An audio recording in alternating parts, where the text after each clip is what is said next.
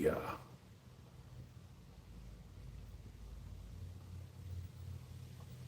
notifications.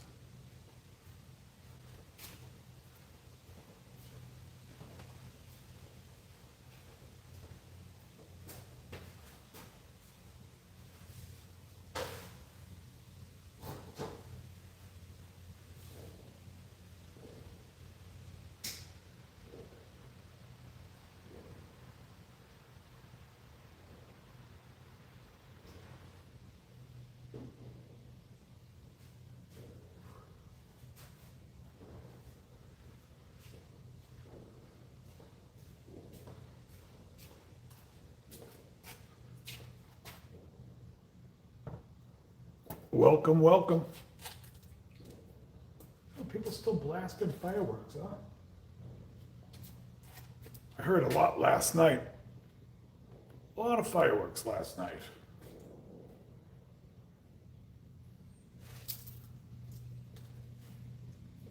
Tonight I'm smoking a crowned heads. El Olivado, the last czar. Never heard anything about this cigar. Came in my cigar club this month. Figured I'd smoke it tonight. Beautiful night.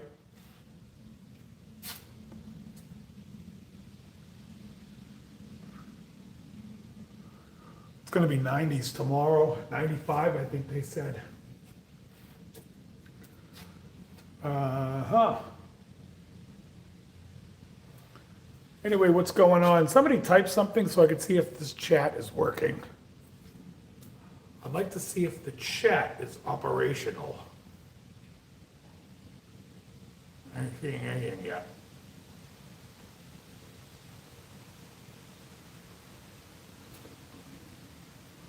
Still nothing. Hold on.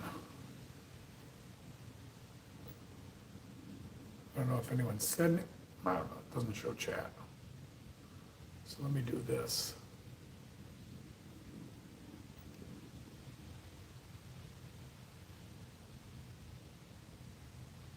No.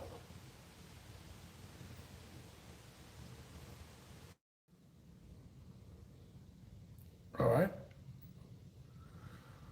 Oh, got a thumbs up and no chat. Oh, okay. I'm saying anything.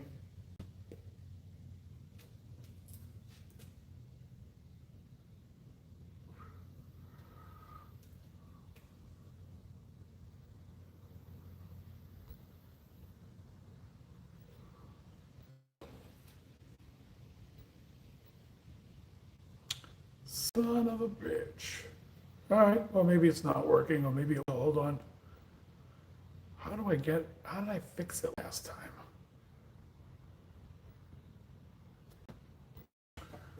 I can't seem to see the chat. Let me know if if you guys type something in the chat. Chat. I don't see anything. I don't see anything.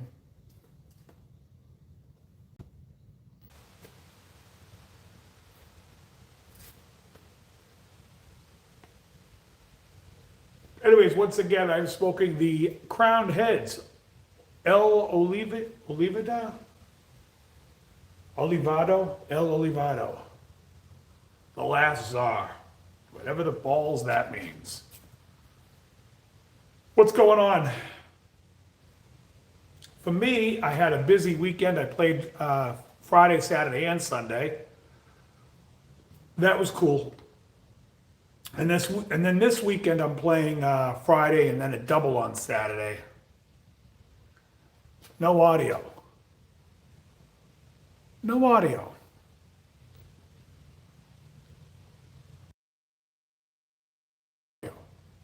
How about now? Audio?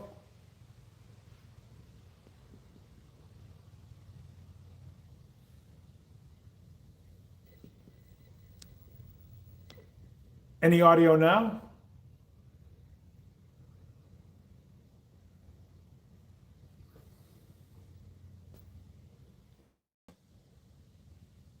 How about now?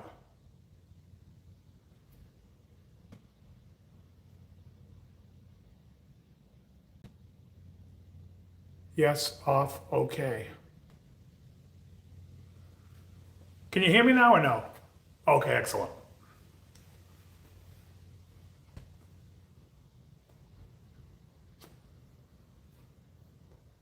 As I was saying, this is the Crown Heads Olivado? Something like that. The last czar.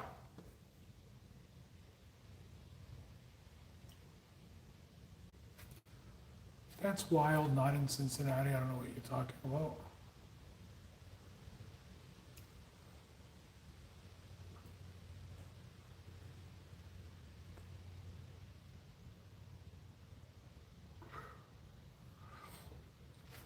So the other day I posted a video, it was a short about the Jellyfish album and the Imperial Drag album. Is anyone familiar besides me with the Imperial Drag album? Anybody in the chat know the album?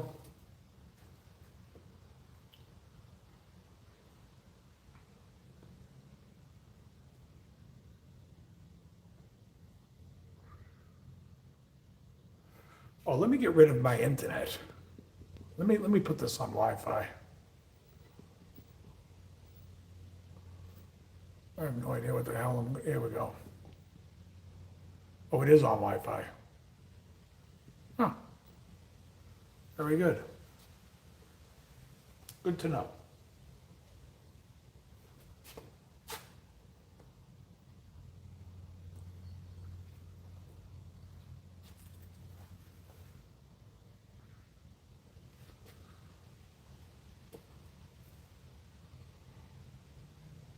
Oh, okay. Does anybody know that album, that Imperial Drag album? If you don't, just say no. I'm just curious.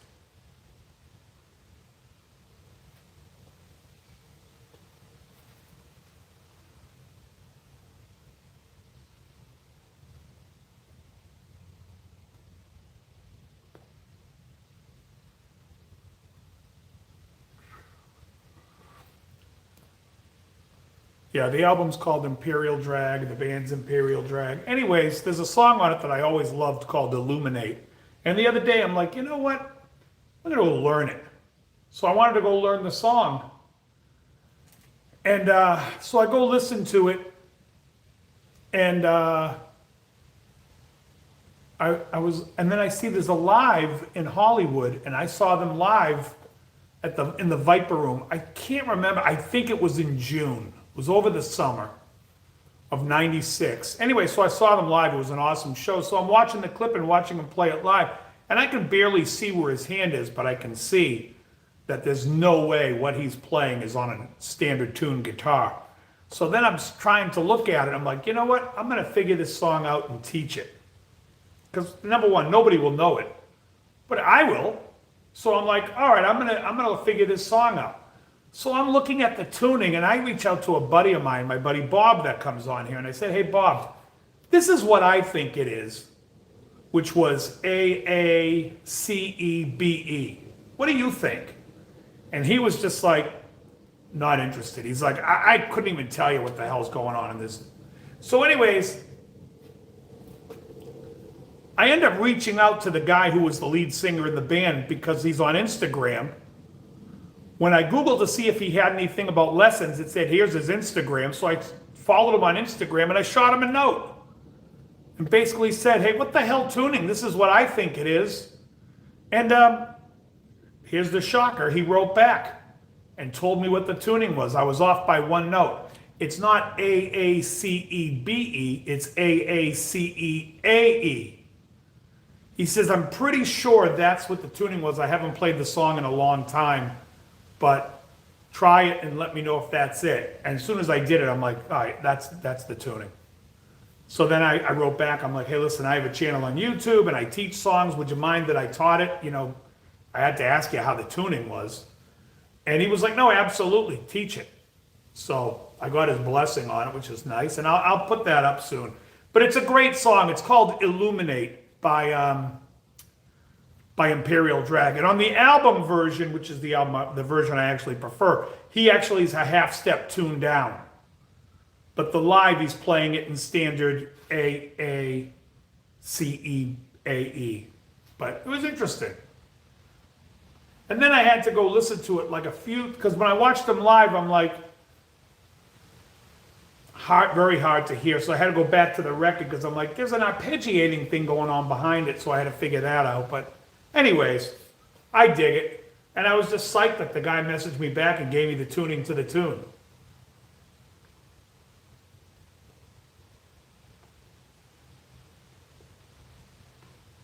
I thought it was B and E, standard tune on the high E string. And the thing was, every time I played it, I go, well, it doesn't make sense because I got to play the B on the third string. So it sounded weird. It wasn't like this, and there's some other tension. And anyway, so it's because it's an A. And the weird thing was, when I was playing it as like a, with the A on the third string and the B, I was like, well, that sounds more like it, but it's not exact.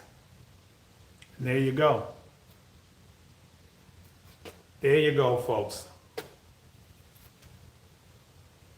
The amount that I go through to make sure that I'm showing it to you correctly.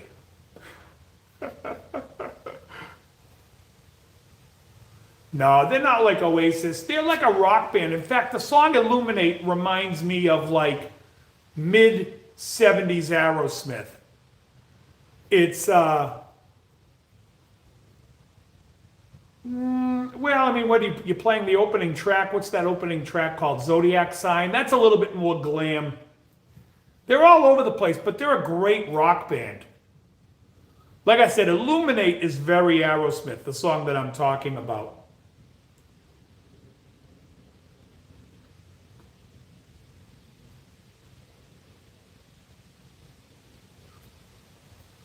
Very cool. The singer now, I think, he had a band called Sextus, and I don't know if he's still doing that. He might be. But they were pretty popular for a while. And I think he actually played guitar and sang backup on the tour of Jellyfish when they did the Spilt Milk tour. Which might be how he got into playing with Roger Manning, which is the keyboard player of Jellyfish and the keyboard player in Imperial Drag. But either way, I thought it was cool. I think it's cool that now I know how the tuning goes. Eric Dover, correct. Yeah, Boy or Girl was the hit on that album. I think Man on the Moon kind of did a little bit too, but those two aren't even close to the best song. Illuminate's a fantastic song on that album. Spider is fantastic, and Cross-Eyed is awesome. Mr. 1960, what's up?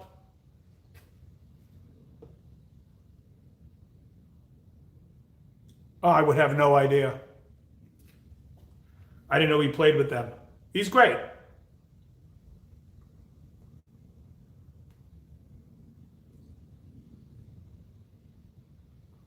But that Imperial Drag record I thought was terribly overlooked. Yeah, I'm going to post a lesson to it. I'll probably do it. If I don't get it done this week, it'll be in 2 weeks because I'm gone the week after.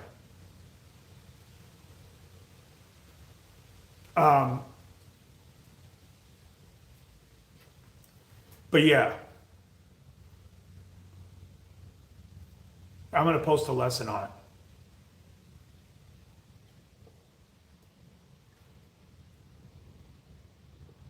But I only listened to it really short today. And so I have to listen to it a few times in my car, because when I'm in my car driving, I can hear every little thing going on. Yeah, so Friday was a great gig. That's our usual Friday night gig. That was good. Saturday was great. And Sunday was really busy outside. We played an outdoor thing at a Break Rock Brewing in Quincy. It's in Marina Bay. This is the Crowned Heads El Olivado, the last czar. It came in my King of the Leaf. I'm a member of King of the Leaf Cigar Club. And so they send me cigar, and their package came today. This was in it, and I figured I would try it first. I usually like Crowned Heads. I would say this is going to be the only time I smoke this. It's good. I wouldn't go hunt this down. Although I had a cigar today I had a Perla Del Mar Corojo that was box pressed. I got 5 of them today in the mail.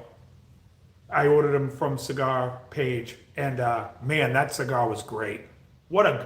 I was so shocked when I ordered it. I'm like, well, it's cheap. I'll try it. Really great.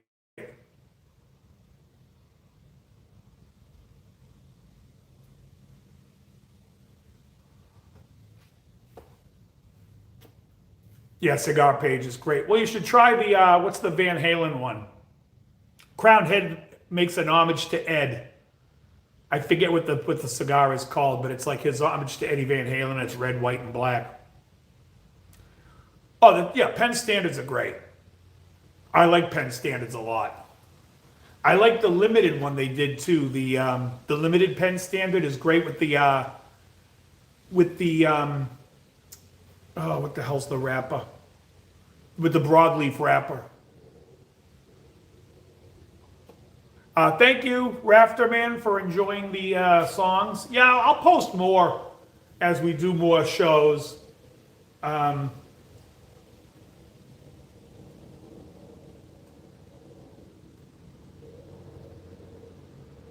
This week I have a gig Friday at Martini's again, Saturday at Martini's, but before that gig I have to play a wedding with a girl singer, just her and I, for a few hours before that. Yeah, the pens are fine. I mean, I haven't tried the Connecticut ones, but I'm not a Connecticut wrapper guy. I find them, unless it's Connecticut broadleaf. I just feel that it's too bitter. Although I had a good, really cheap Connecticut the other day that a guy gave me at the gig. He went to Brennan's, which is a smoke shop, and got me some generic house blend Connecticut. And I'm like, thanks, buddy. Like, I don't like Connecticut's. So I was like, I'll smoke this sometime, but I'll smoke it with a coffee. So I did the other day, and I was like, wow, this is actually a decent Connecticut.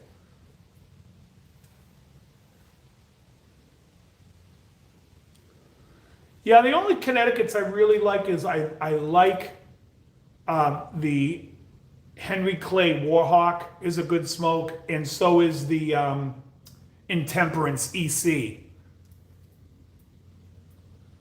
Yeah, well, Zeno Platinums are expensive, and I'm not going to pay a lot for a Connecticut because it's not it wouldn't be something I would ever go for. I like Habanos, Corojos, Criollos. I like Connecticut Broadleaf. But yeah, it would be the last on my list of cigars to choose from. So, yeah.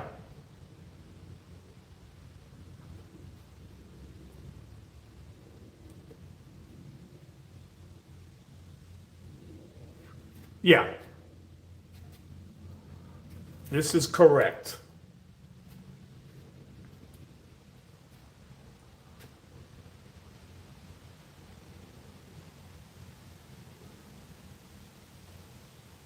Yeah. Yeah, I like the broadleaf. I mean, I like Habano. I like Corojo. There's certain cigars, it's funny because I'll say I like broadleaf, and then I smoked a broadleaf cigar yesterday. I smoked the 601 20th anniversary, and that came in one of my cigar clubs. And I'll tell you right now, you couldn't pay me to smoke another one.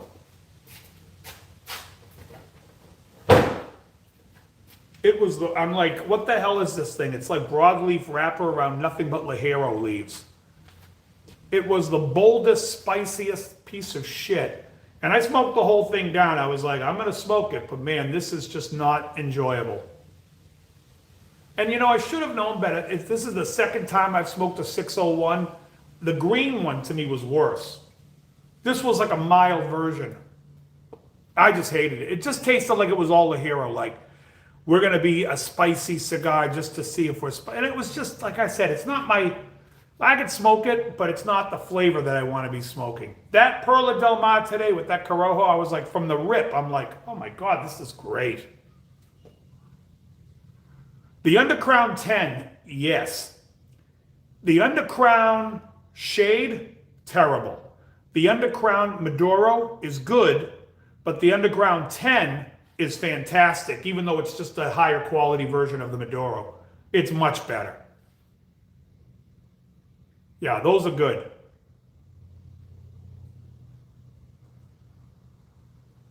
There was another one too, but they stopped making it that I liked the best. I think it was the Undercrown Sun-Grown. Oh, the shade is horrible. It's one of the worst Connecticut's I've ever smoked. In fact, God, is it the worst? It might be the worst. Oh, you know what else is terrible? And it's another Drew Estates. Something of the Farm, Connecticut. I forget what it is. Guardian of the Farm, awful. Awful. Just terrible.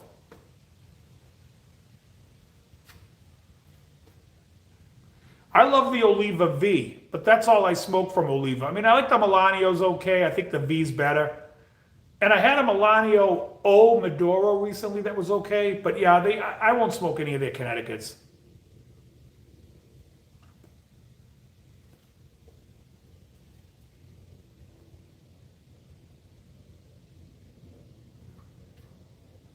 Yeah, the V's good.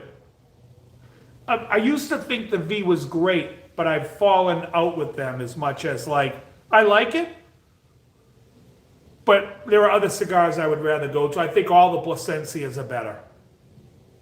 I'm a big Plasencia fan. I love those cigars. I also think Aroma de Cuba, the regular, the Reserva, and the Mi Amor are all top drawer. That's my kind of cigar. I like those better than the Oliva V's.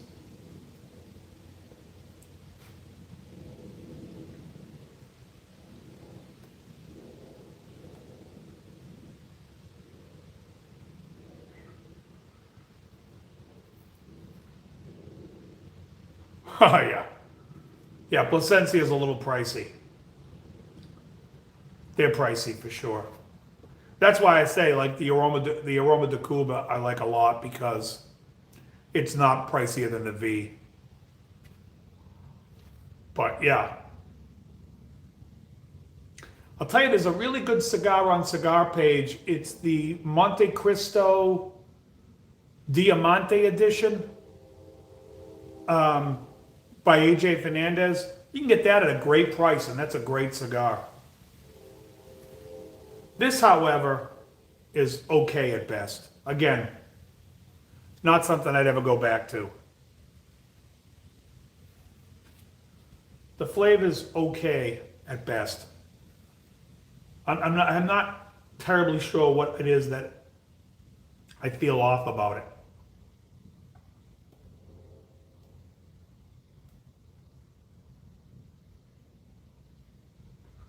Yeah, AJ's great.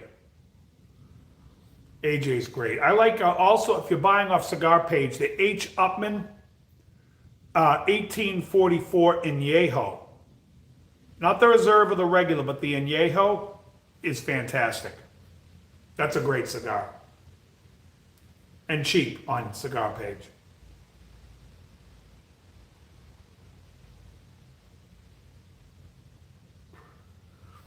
This time next week, I'll be smoking Cubans. My brother and I are heading to London, and we're going to go hit a couple of the shops. Fumar, probably Number 6 Cavendish, and Davidoff of London.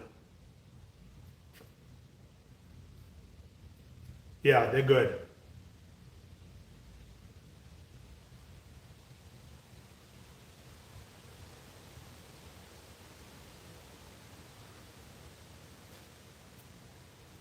Hello, hello. Who's that? Frank Ortega. How are you? Good to see you.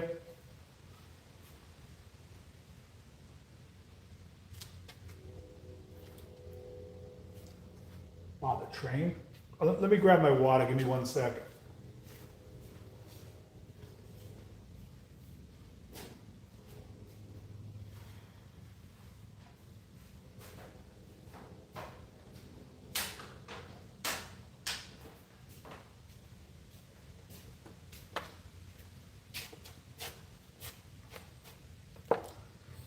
Atabay's ridiculous with their pricing. So no. There's a place up here in New Hampshire, they're about an hour away from here, and called Two Guys Smoke Shop. They carry out of Bay, but it's just too pricey. And for a non-Cuban cigar, I mean, even for a Cuban, I don't want to pay those prices. I got to tell you.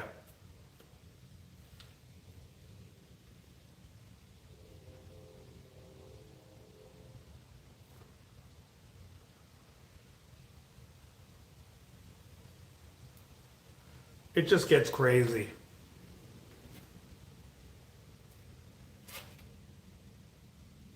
I thought it was supposed to rain earlier, but oh yeah, I haven't tried them. Honestly, like the Alma Fuego from Plasencia to me is like one of the best I've had. Also, if you order on, there's a website called shouldismokethis.com, and he's out of New Jersey and sells the Sanj Patel cigars. The Sanj Patel 1014 Black, I think, is a fantastic cigar for the price. It's $10 a stick, but they're really good. They taste better than the better Davidoffs. And so for $10, that's pretty good.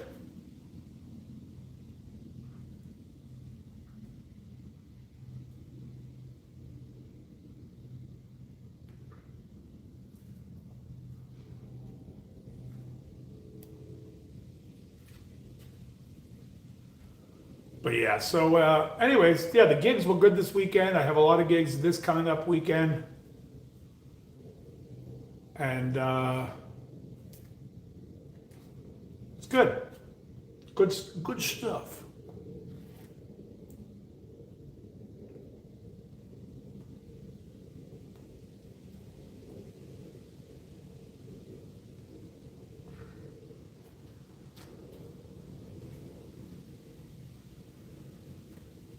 What else is happening on everybody else's end? Also, let me know if there's other songs you want me to do. I'm coming to a spot where I'm like, what the hell am I going to teach?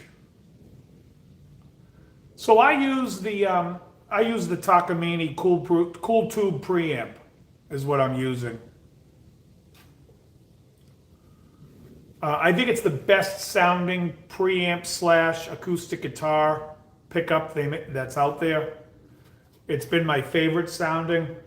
And the only thing I do is I'm using the reverb that's on the mixing board that everyone's using, but I use it a little less, and then I plug into a reverb pedal before going in, and I'm using a new neighbor, like the equivalent to wet. It's basically the shimmer, the Seraphim, but I'm not using the shimmer aspect of it, so it's basically just new neighbor wet.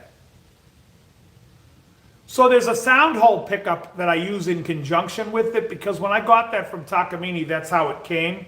I used to do clinics for them, and so they gave me that guitar. And so it had the sound hole pickup, but if you get the guitar, it doesn't come with it. It just comes with the saddle pickup, but that one has both. So yes, I'm using both, and they're mixed in.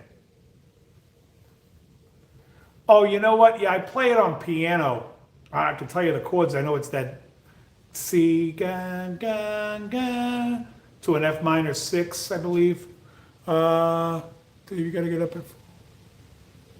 Hey, Russell, great seeing you, man. I didn't know that was you. Have a great one, man. Nice. Nice.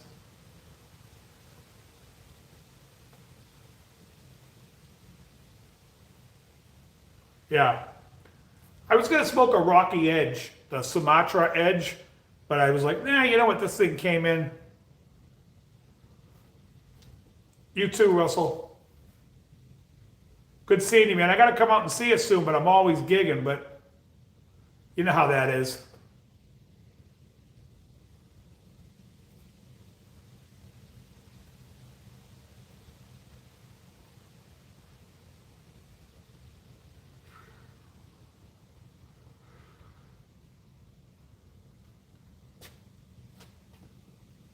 What else?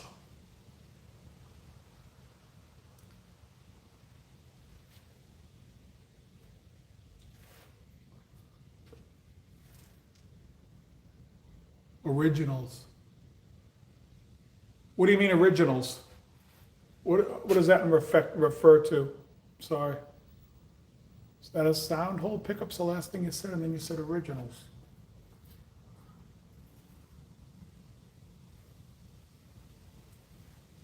Oh yeah. So, not so much these days because there's no need for it, and I feel like, but I used to play with a girl singer. I think I wrote about 50, maybe 80 songs with her. And she still performs them, which is crazy because I see on Facebook she's out in Seattle now, and she's out playing songs, and she'll tag me in them if it's one that I either co-wrote with her or wrote. And then I wrote for my band, which you can find on my regular, not my regular, but my other YouTube channel, which I never do anything with, but it's called The Big Angry. And those are my songs basically. And then I wrote for a country singer who I've had on the show before, Erin Ann Scott. We wrote together, and I wrote for her. And then I wrote for a few other artists and whatnot. And then, but now I'm not doing original stuff, so I just shut off that part of my brain. If I had to turn it on, if somebody came tomorrow and said they wanted a song for something, I would do it. But like I said, I just I totally get it when artists disappear and get involved with another hobby or something, and they don't write, and people are like, don't you miss writing? It's like, I'll turn it on when I need to turn it on. I mean, it's not very, I don't know, I would say it's difficult, but it's, after you do it for so long, it's like anything else.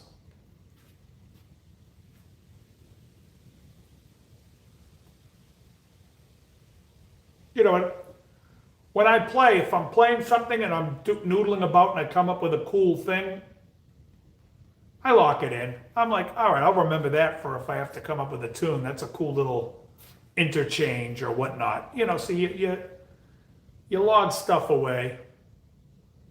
In fact, when I had been writing for a alternative singer in LA, a girl singer, where it was a full band, and then it just went down to her and me playing acoustic guitar. And that's all I was really doing. And somebody approached me about putting The Big Angry together.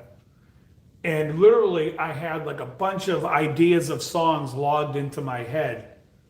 And I was like, oh, let me work on one of them. And it actually ended up being 3 of them that I had come up with, I ended up using in the first song. Just because they all kind of gelled together once I started putting a melody. I'm like, well, the next section could be what I just did here, and then the next section could be this, and then I just got to write a bridge and I'm done, and that was the song. But yeah. And then while I was doing The Big Angry, then somebody had approached me, this girl, that her sister was a country singer and needed some help, and so then I worked with her off and on for a few weeks, and then it just hit me writing songs for her. I connected with what she was about, and so it was cool. And her I've had on the show. We did a DL show with her once.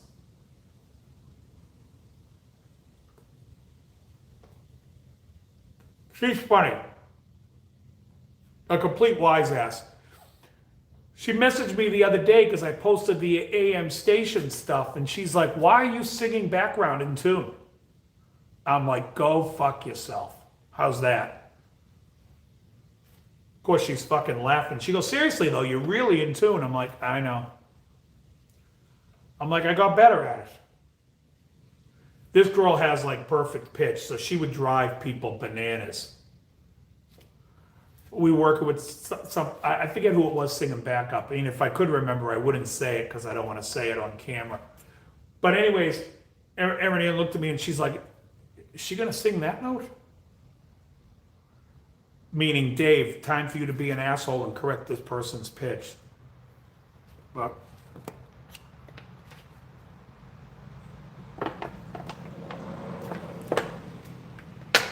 hilarious. Anyways. But yeah, so I write.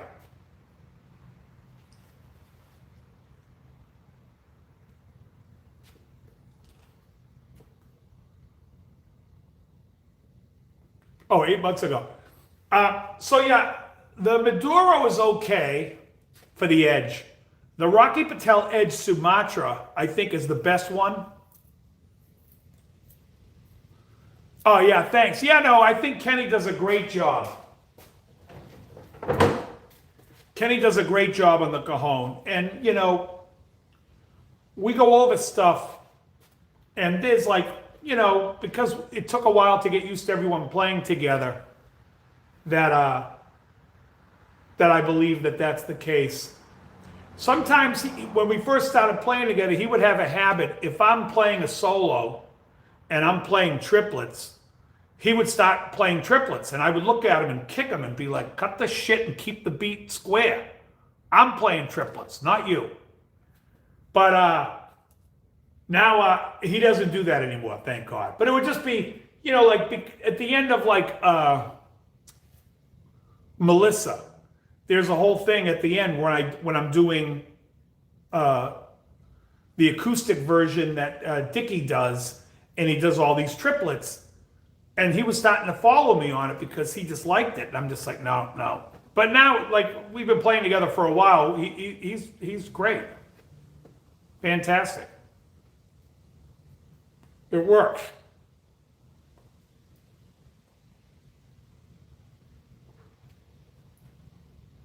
You know?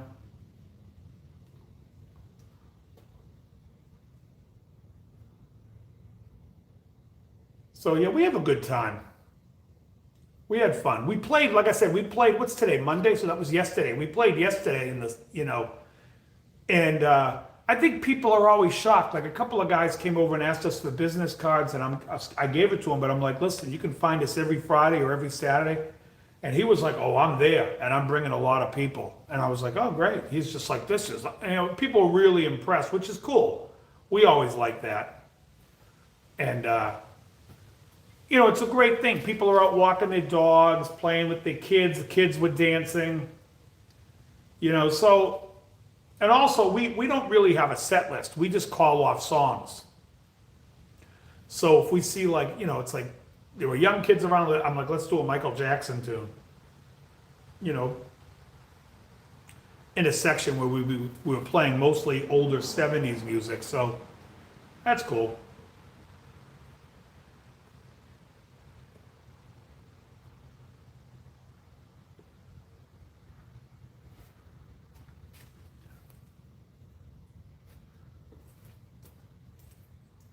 Yeah.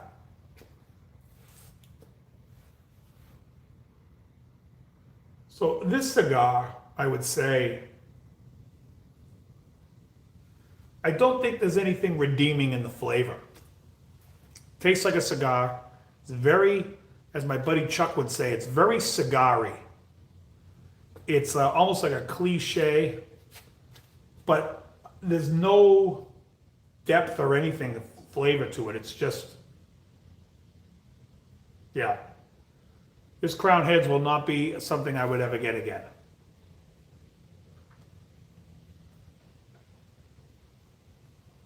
And I like the Mil Diaz by Crown Heads. And there was another cigar I liked by Crown Heads. It's a green label, La Cerve, I forget what it's called. Calaveros, I forget. But it's good. The Van Halen one, whatever that one's called, the Ed or whatever it is, it's okay. Better than this, for sure. I haven't had one in a while, but I would say it's like a decent cigar.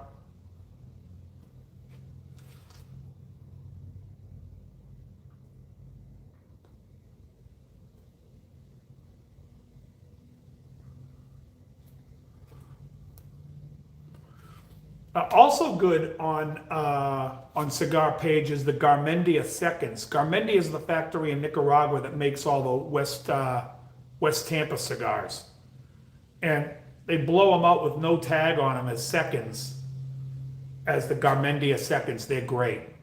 For the price, I mean, it's just like, you can go do it, do stuff with it, not, mow the lawn or whatever you want to do. You don't have to treat it like a high-end cigar, but it's definitely, it's better than this fucking thing, I'll tell you right now.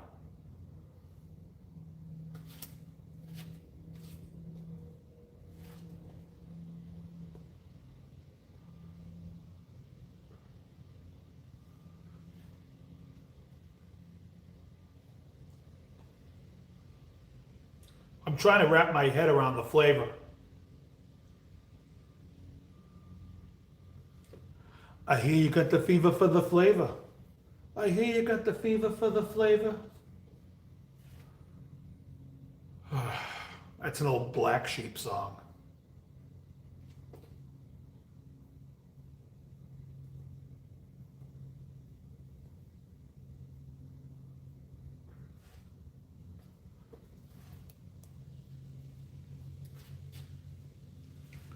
What else, folks? What else? If you're willing to. Oh, I watched a great interview today with Steve Wariner. I forget the channel that posted. It's like an hour interview, but it's great. What's great about it also is afterwards, all Steve Wariner concerts like the Austin City Limit show came up in my feed, so I was watching that today. So good.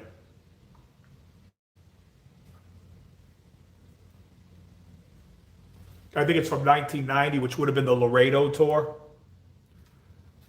Fantastic.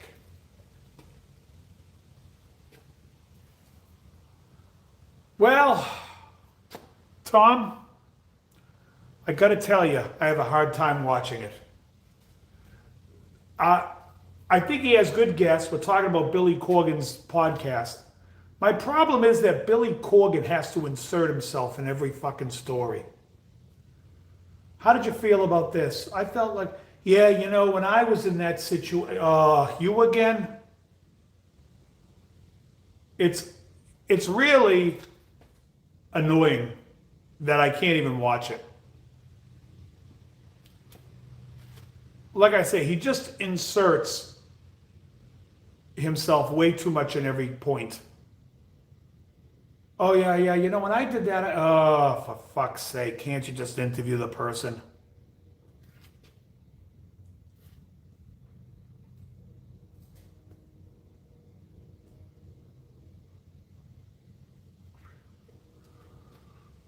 Yeah, I didn't see it. Like I said, I've watched a few, and I literally, I can't get that far in because I just don't like when somebody's answering something, the other guy has to go in and it's like, ugh, you again? Like, come on. I did not. I heard it was very short. Was that Saturday night? I was working. Not that I would watch it anyway, because I wouldn't. It's just fights. That's just something that doesn't interest me.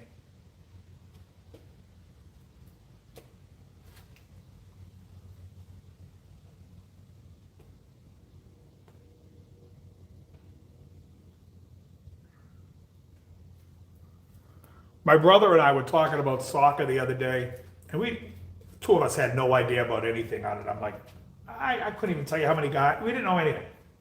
It was funny, but you could tell both of us were completely not, just don't know. Don't care.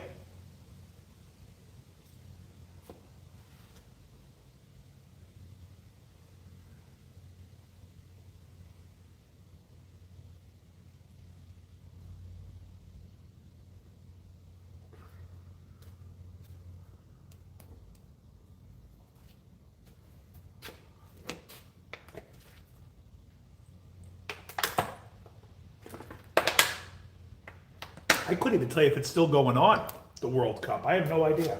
I know England beat Norway. That was Saturday night. That was on at the bar when we were playing.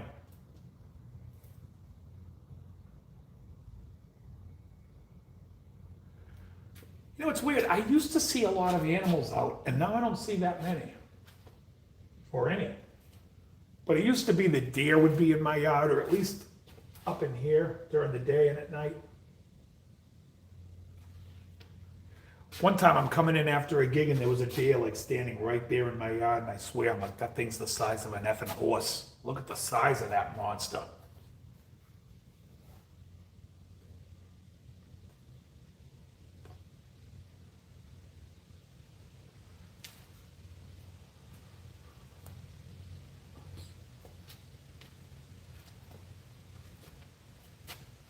Somebody knocked on my door last week and said, Do you know there's only 10 snow geese left in the world? I said, I'll tell you what, if one shits on my car, there'll be 9.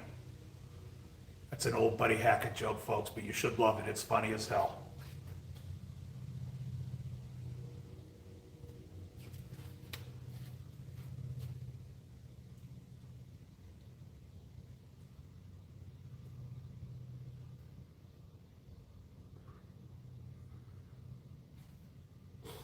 Okay, so now this is getting into the final third, and this happens a lot with cigars for me in the final third. I always feel like every cigar gets better in the final third, and this one is starting to become okay. It's not terrible at this point.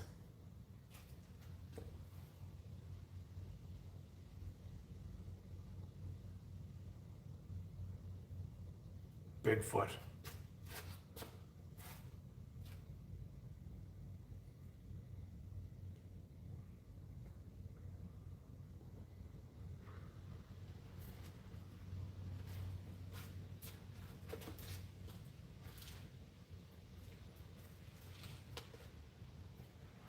Yeah, I haven't even seen like coyotes or anything, or wolves or whatever the hell they are here. Coyote wolves, wolf. What are they called when they're mixed? They're definitely mixed here. They're not. They're not coyotes.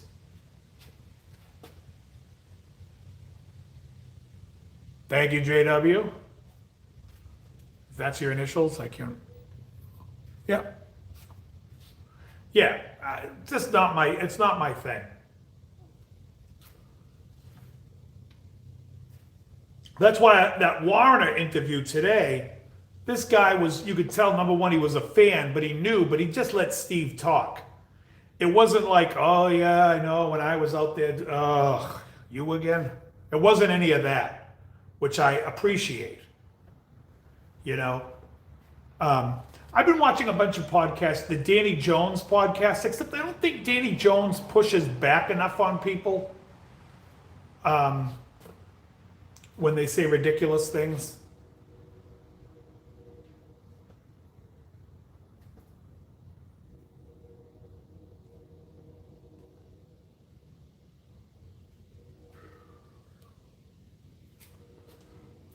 But, and when I say says ridiculous things, trust me, I'm not going along with the mainstream here. I'm saying like, it's when the mainstream people get up there and they say something that is clearly questionable.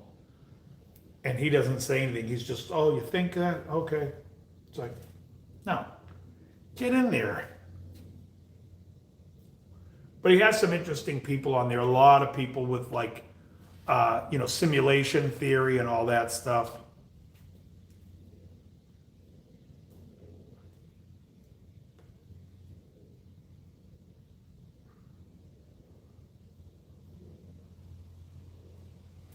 All right now the cigar is becoming okay. I still would never smoke this for the first 2/3 to taste like it was tasting like an old shoe.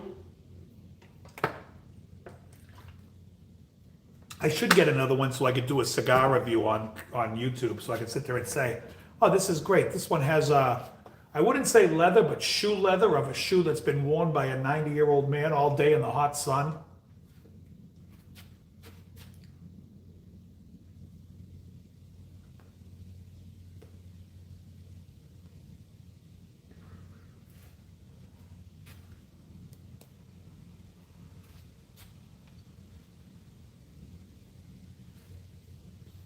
I don't know if any of you guys ever watched any of these videos about the Egyptian vases, and they did light scans on them, which is like laser scanning to see how perfect they were, and it's just nuts.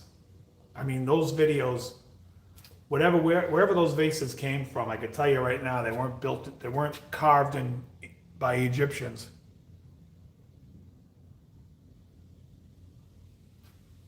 It's odd you say that because right now the FBI is right over here. Yeah, exactly.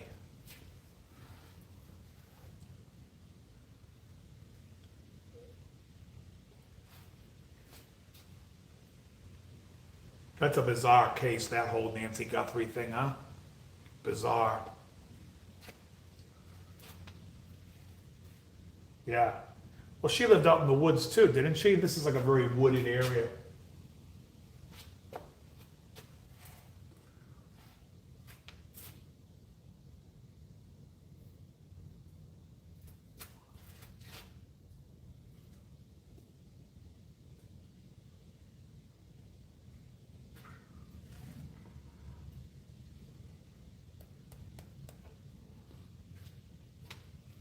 Then you got these other people that are like, what's the guy's name that killed Charlie Kirk? Robinson? I see somebody make a post. Oh, that timeline's not making sense. Okay, why don't you go on his legal team, because I'll tell you right now, that guy did it.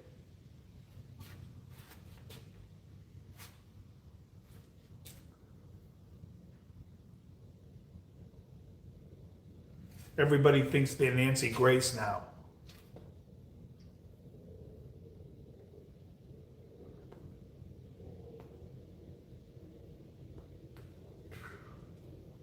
Yeah. Yeah, the timeline is wrong. Usually when he cuts home, that should shut the fuck up.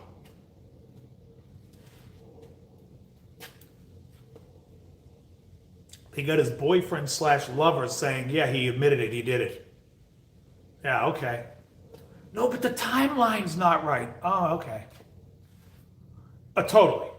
It's just such ridiculous. So ridiculous.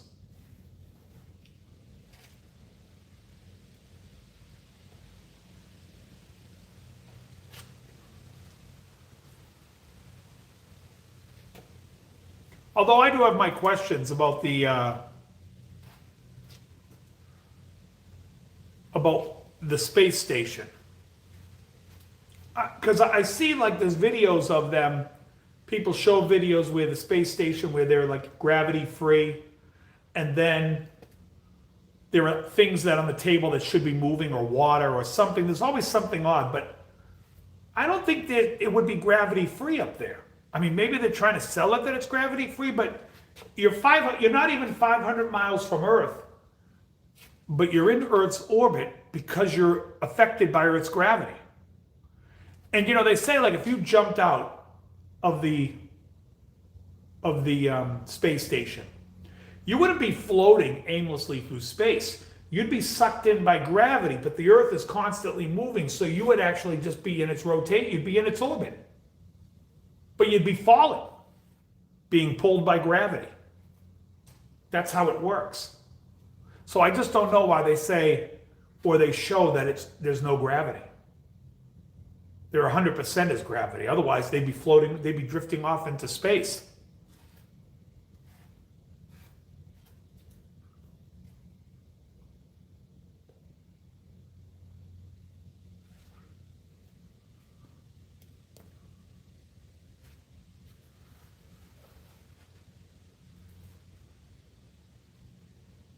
Those are the kind of things that I wonder.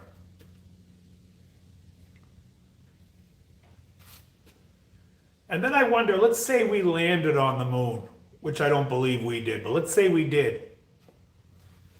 You know, people talk about the Van Allen belt. Let's forget about the Van Allen belt. The Van Allen belt, let's just say you could get through it. Once you're on the other side of it, you're being pelted by solar radiation.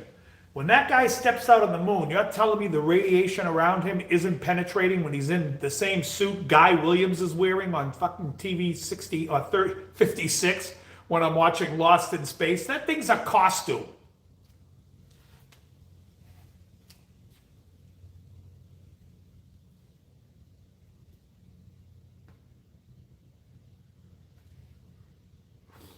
I want to know what kind of solar radiation is on outside there. Because there's a great Richard Feynman. Richard Feynman did a whole thing on physics, and he talked about going to Mars. And the first thing he said was, first of all, you're never going to survive the solar radiation.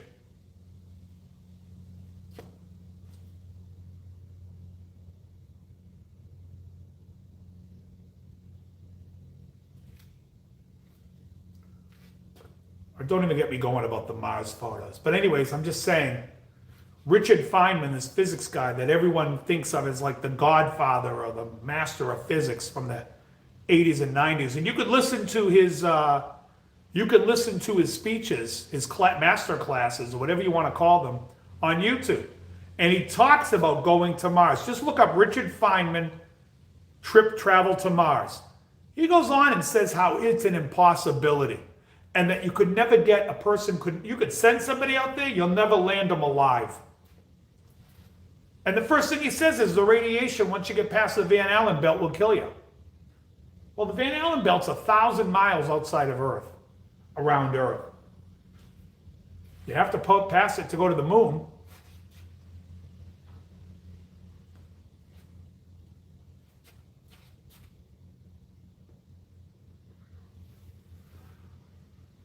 Anyway, these are the things that I enjoy.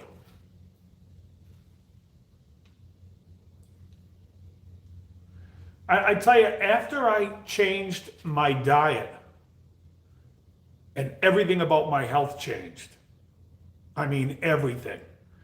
And eventually, I'll bring on somebody on the show whose type 2 diabetes I got rid of. But he's 5 months in, and I want him to be a year. But he used to have to take a shot.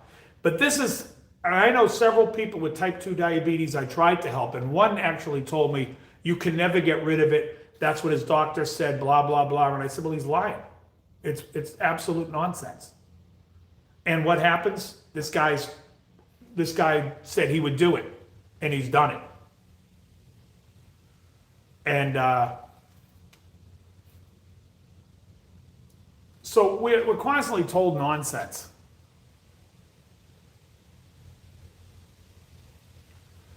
Now, and I love when people like trust the science. Well, science doesn't want to be trusted. You're supposed to do it when you, sugar, I don't, sugar is definitely, getting rid of sugar is one of the elements you have to get rid of type 2. But it is not the cause, but it is the, how do I say it? It is not the cause, but it is what keeps it going. It fuels it, but it is not the cause. So when I do it with this kid, it's to get rid of the cause out of your life, and that's going to take 3 years to get that completely out of your system. And then it's the sugar as well. You got to get rid of everything that fuels it. So yeah. But if you looked back as to what people were eating sugar-wise in 1926 or even 1900, they weren't, the amount of sugar that we've increased in our diet is not as much as you think it would be. But it is more. But you wouldn't have the if you looked at the causation versus yeah, I'm with you on that. Bollocks. What are you, British? Yeah. But anyway, so my point is but when you start subbing in corn syrup and manufactured processed stuff, now you're entering what I would call even worse than sugar. And even though that's not the cause, it's definitely crack cocaine to the body, to the disease.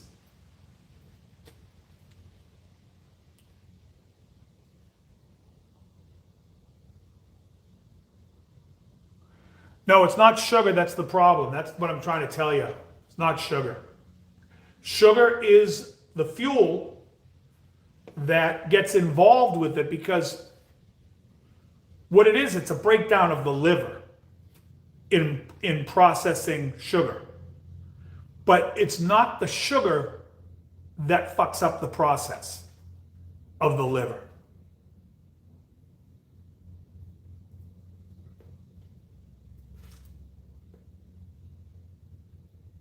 It's something else. And when you put the two together, the liver can't function, and then that starts causing problems with the pancreas. And now you're having type 2 diabetes. But it's easily reversible, and people that tell you that it's... There was a doctor in Australia that cured like 400 people, and they sued him. And then, but it took 4 years, and he won. But it's like, why would you sue the guy who's healing people? The world is fucked up, guys. It's fucked up. And the fact, I watch these people on YouTube, and YouTube, they're like, oh, I can't say this because YouTube will get mad. What the hell is YouTube doing? You should let people speak freely and let them talk. You think it's misinformation? Let me tell you what's misinformation. You got these doctors, people who have degrees in medicine, and they're giving advice to people, and people are getting sicker. It isn't working. If you go back 30 years and see how bad cardiology has gone, and yet you're telling everybody you're not a cardiologist, you shouldn't say anything. I'm not a cardiologist. I should be saying something. These guys have been killing you. They got losing numbers.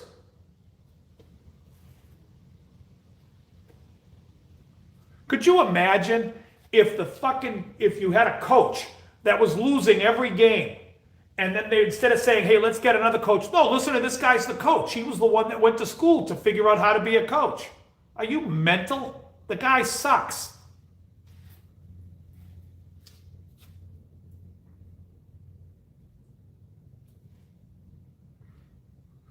And now you just have a field of medicine where doctors are afraid to get sued. And it's like, as soon as you hit that 200 mark on your cholesterol, well, I got to put you on a statin. Because down the road, I don't want you suing my fucking ass. You pathetic piece of shit. First of all, why don't you go look and see if they have any blockage in their arteries? Do a CAC test. Oh, no, you don't do that. Just give them the medication.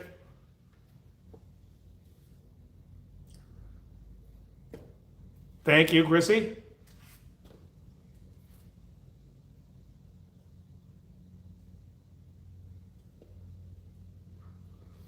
I say it all the time when people say to me, like when people see me, and I saw Christine the other night, and she was with a friend of ours, Cindy. Cindy comes up to me and says, this is the leanest I've ever seen you. What are your numbers? And I'm like, you have my phone number? No, I didn't say that. I said, what do you mean? She's like your cholesterol. I'm like, you are just brainwashed. Like, why would you ask that question? Do you know what that number means? If I told you I had a CAC test, would you then ask me what that was? Or would you? I'm like, why would you think we have, it's unbelievable. It's just, there's so much misinformation, but it's not being by the voices of the people. The misinformation is by the people who are getting you sicker and sicker and saying they're the ones of authority. It's fucking mental.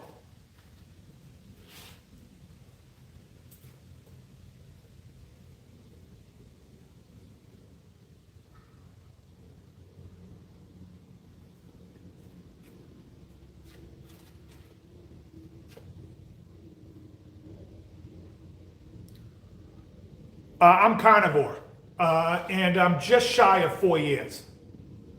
And my brother's carnivore, and he's 1 month shy of 3 years.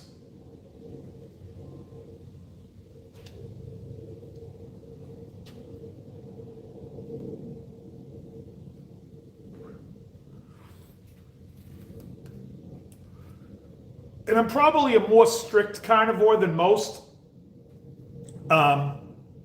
But I don't suggest it to other people as far as like, so I used to do dairy, I used to do heavy cream, I would still drink diet soda, but I stopped all that. I think I feel better without it. No, I do fish. Anything that had parents, I'll eat.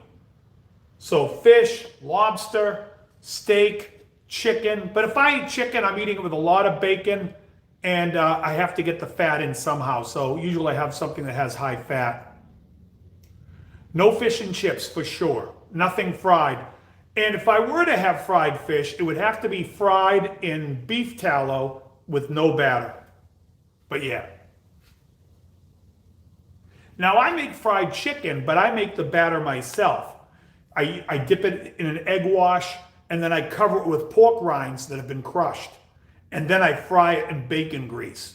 And let me tell you, it's effing great. And when I was eating cheese, which I'm not anymore just because I feel better without it, when I was eating cheese, I would make a fresh Alfredo sauce and pour it on it.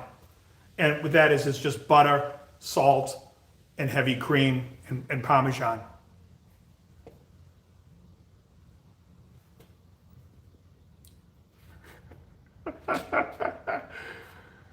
He was crushed that man-tooth passed. Oh, that's great. That's great. Yeah, high amounts of saturated fat will reduce the blockage. You got to take in high doses of K2, vitamin K2. And honestly, the best form of food to get that in is animal fat.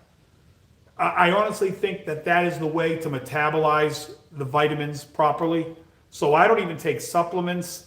I eat one meal a day. Today I had a ribeye, 6 eggs, and that was all I ate. You know what? 2 days ago, I made a beef, like I took, yeah, I don't eat avocado. See, I'm more carnivore. I won't eat anything that grows. So, but I took this thing and I put it I slow cooked it, and it was so high fat. And literally, I was eating like globs of the fat, and it filled me up so much, literally, that I honestly felt like I didn't have to eat for 2 days. It was great. And even today, when I eat my steak, I'm like, I'm not hungry, but in case I'm going to be hungry later, I'm just going to eat the steak, and I'm still full, and I won't eat till tomorrow at about 4 o'clock.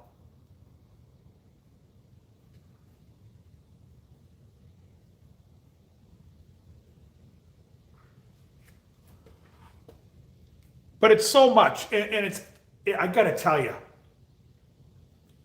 sunblock, absolute poison. You can just look at the statistics and see that the people with the highest amount of skin cancer is in the Northeast, where the sun shines the least, and people go out in the summer and just cover themselves with sunblock. I cook it. I like it rare, but I cook salmon. I could also eat sashimi. I love magora, tuna, bluefin tuna. But anyways, it's everything. And then I see these commercials where people have like problems with their skin. And it's like, my dermatologist said, your dermatologist should be saying, stop eating plants for like a week or a month and watch it go away. But people have no idea that all these plants have chemicals in them, and it affects your skin. Everything affects your skin. I gotta tell you, like, when I went carnivore, I was shocked that, like, I mean, nothing has any smell anymore. And not to be disgusting, but when I go to the bathroom, just even my skin, if I'm sweating, I'm just like, it is the most neutral. And I understand it now, because I used to always tell people, I'm sort of mental. Like, people used to always say to me, you ever watch Game of Thrones? And I'm like, I can't watch a show like that, because all I'm thinking about is, like, in the scene, if the couple is kissing, how bad they both stink.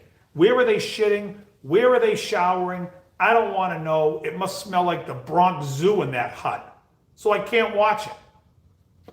These are the things that go through my mind. I'm mental.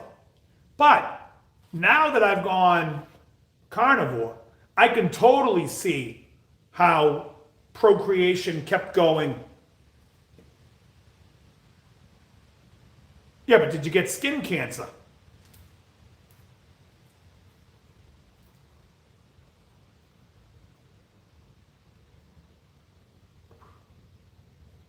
I'm talking about putting chemicals on your body and then letting the sun fry them in. Not good. Not good.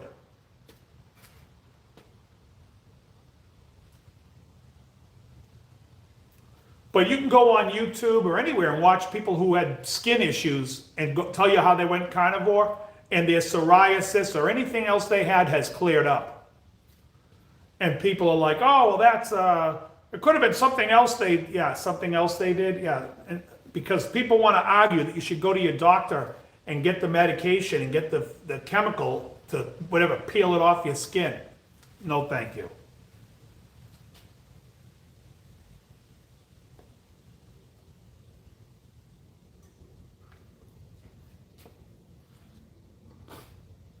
I don't.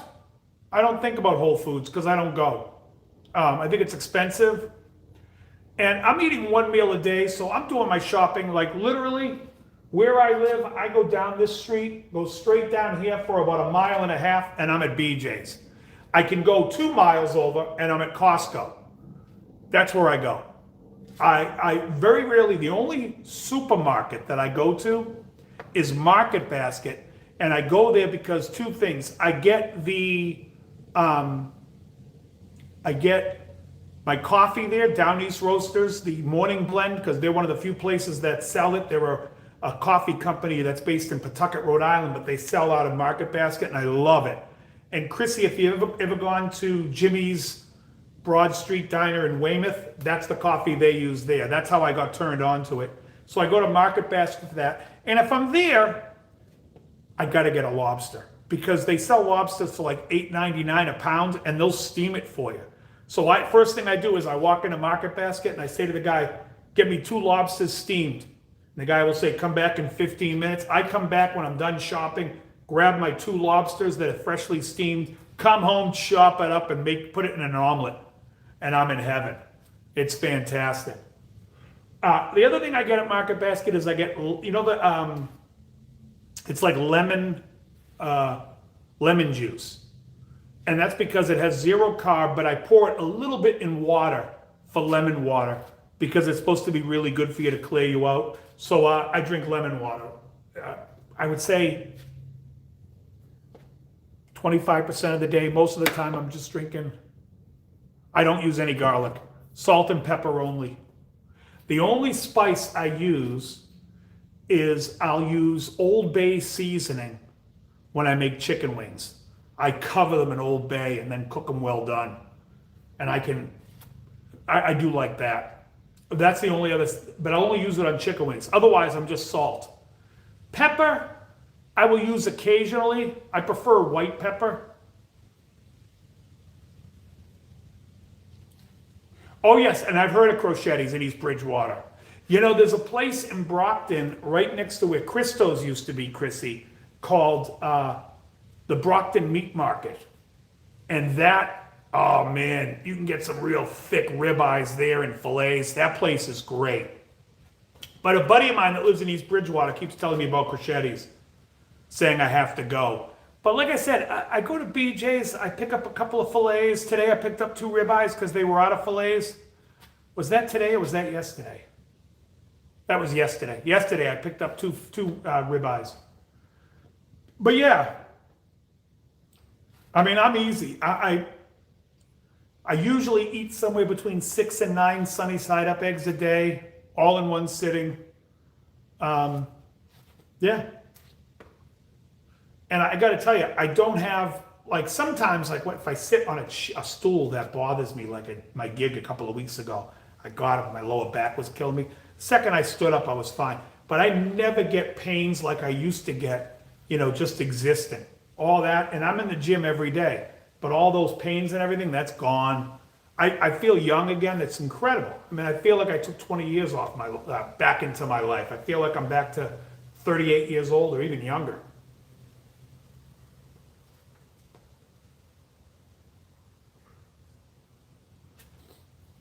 My waist got down to a 31. I mean, it's nuts.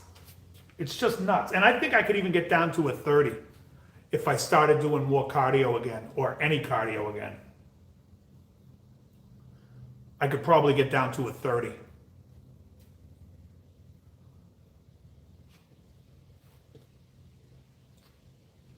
But I haven't.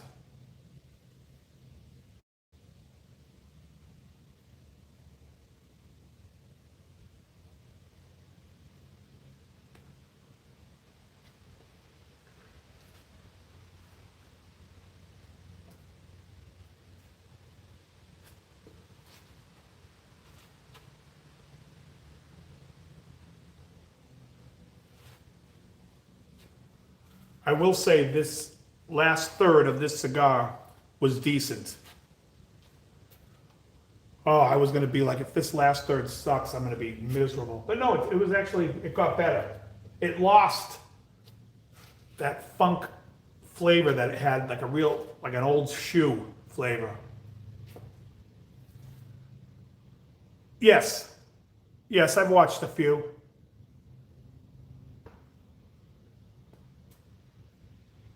All right, I'm going to light up another one, guys, because I'm awake and I got nothing to do. And it's a beautiful night. And I'm going to go get a cigar. Give me one sec.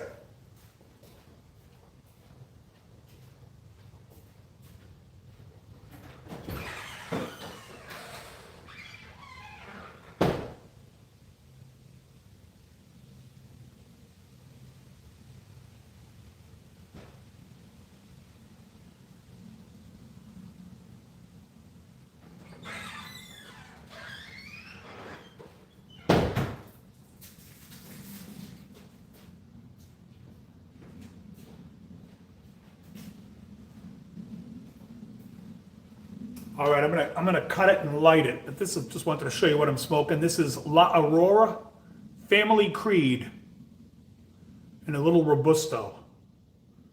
This one's pretty small, probably 5 by 46 maybe.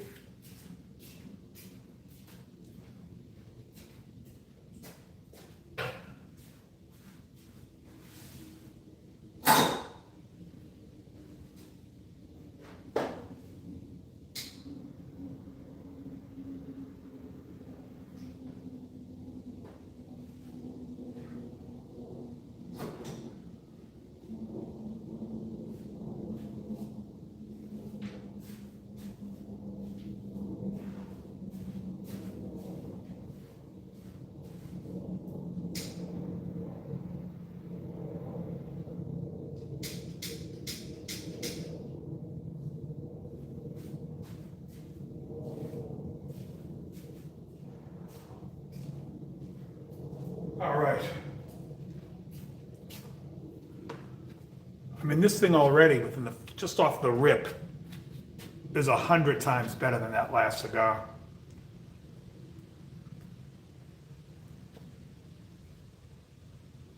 Oh, Vince Gill's awesome. Vince Gill's a great guitar player. There's a great song where him and Steve Wariner swap shredding licks on a song called No More Mr. Nice Guy by Steve Wariner.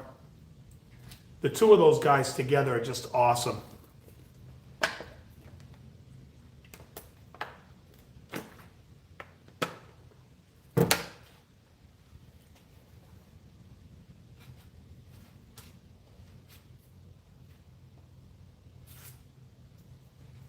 It's nice out here.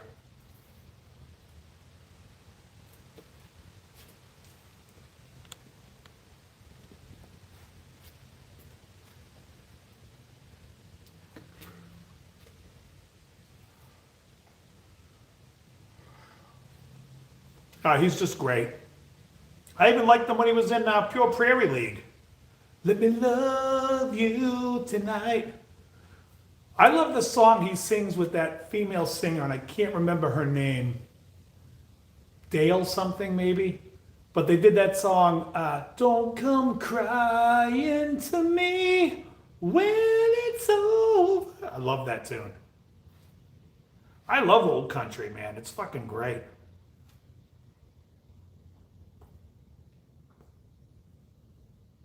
In fact, tomorrow I'll be posting the short, my 5 Desert Island country albums.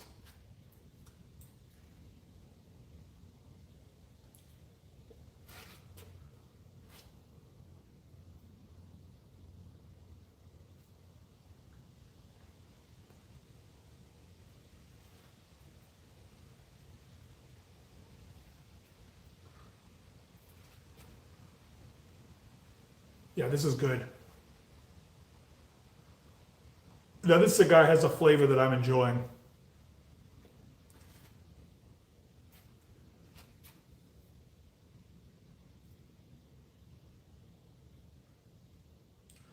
La Aurora makes usually inexpensive cigars, and they're usually all very good. The Corojo is excellent. In fact, I like those better than I do the Family Creed, although I think this is good too.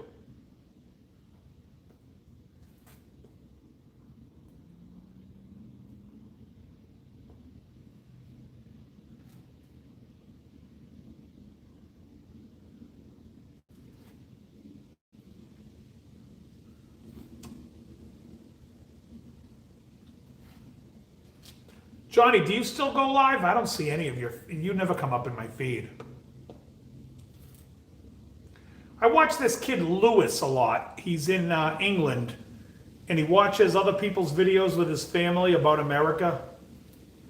I just think it's so funny how clueless they are in England about just stuff in America. Like one guy, they were watching an English guy, and he goes to it's a diner, but it also has a drive-in, and it has like gates to pull into, and it says low clearance. obviously if a truck, it's like a truck stop. So if a truck pulls in, they're not going to pull into that lot because it's, into that spot because it has low clearance. It's a sign for the trucks. They were like, what does low clearance mean? Like, they had no idea. Like, just simple. And then they didn't even know what a French dip sandwich was. I was like, I mean, I know the food in London isn't that great.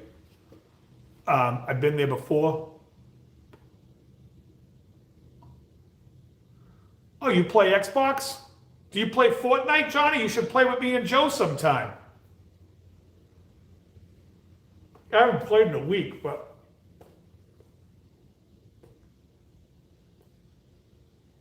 me and Joe, we jump on and play Blitz.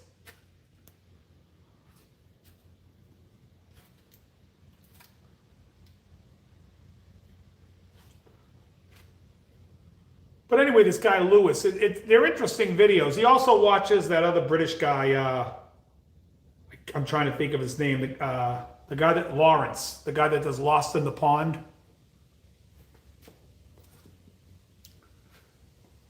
Yeah, no, look, they're great videos. They're funny because they're so like clueless to like biscuits and gravy was a big deal to them.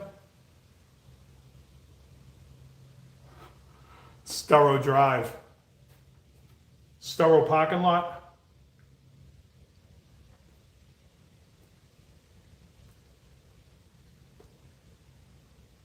Yeah, well, as bad as Storrow Drive was, it isn't worse than the 405. Right, low clearance. Oh, exactly. Yeah, you see those signs everywhere. But I just thought it was funny. They had no idea what the sign was referring to. I'm like, you pull up and it's got a roof to it and they're telling you can't, it's got low clearance.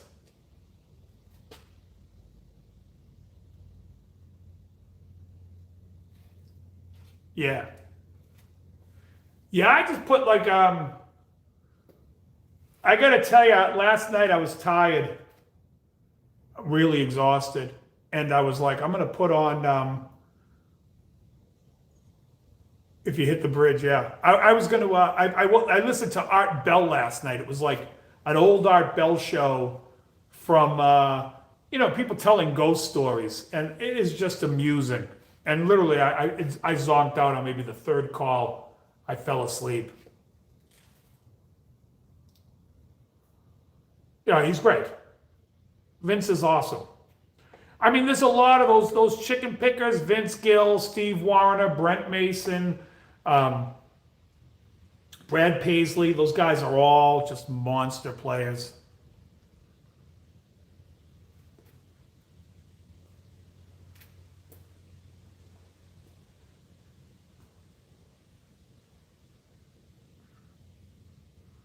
They all play so effortlessly that clean chicken picking thing.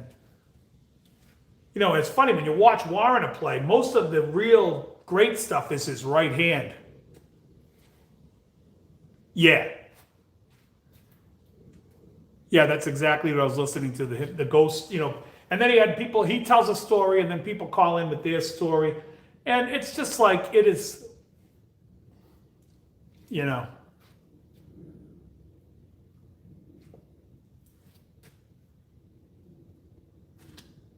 I wouldn't say like Knopfler. I'm not a Knopfler. I mean, I think Knopfler's good, but he's not banjo rolling like these guys are. I mean, Warrener's left hand is doing next to nothing and his right hand is ripping and the thing sounds monstrous. It's like, Jesus. But I'll tell you, a Knopfler song I love is Hill Farmer's Blues. That Les Paul tone he has on that song, oh, it's the best. That is great.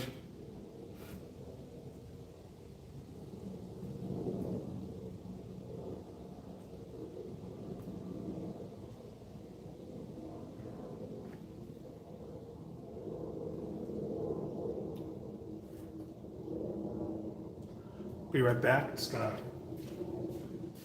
fix the cut here. Don't come crying to me when it's over.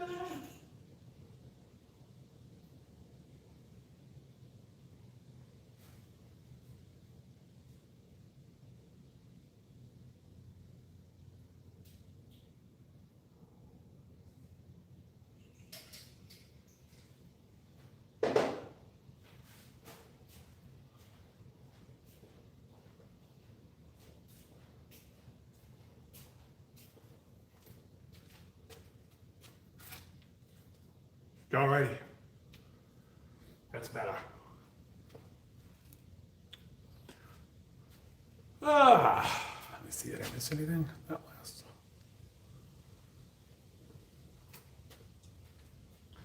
Trying to think what else I've been watching on YouTube. Not much.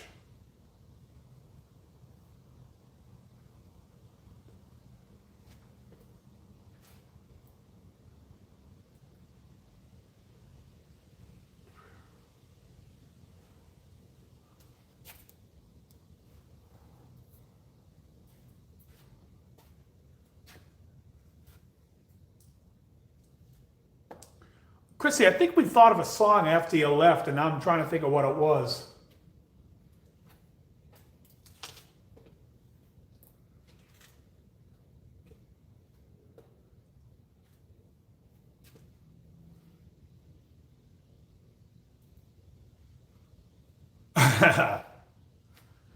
Oh, yeah. I mean, I love a lot of country, so it was hard. But when I said my 5 Desert Island albums, they had to be albums that I love front to back and listen to a lot and would be doomed without. So it doesn't seem as diverse as you might think, whereas like I love George Jones, but I don't know if there's a George Jones. Like even George and Tammy, there are certain songs off of different albums that I love, but never the whole album am I like, oh, I got to listen to that whole album. You know, and then there's guys, is it Gary Stewart who did, you know, I love like a lot of those one-offs. She's Acting Single, I'm Drinking Doubles, that's a great tune. So, but none of that stuff because, like I said, I don't listen to those albums and be like, oh, I love that whole album.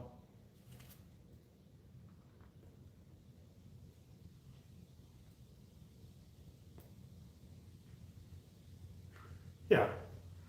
If you like Vince, I'll tell you right now, check out Steve Wariner. I think Warren is better. I like his voice better. As far as playing goes, they're both probably the same amount of play. They're both probably... Yeah.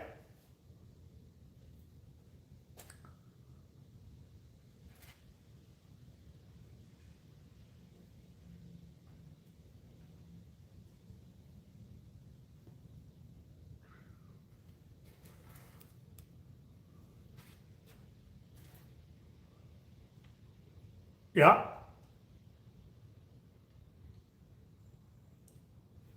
Have you ever watched any of my lessons? One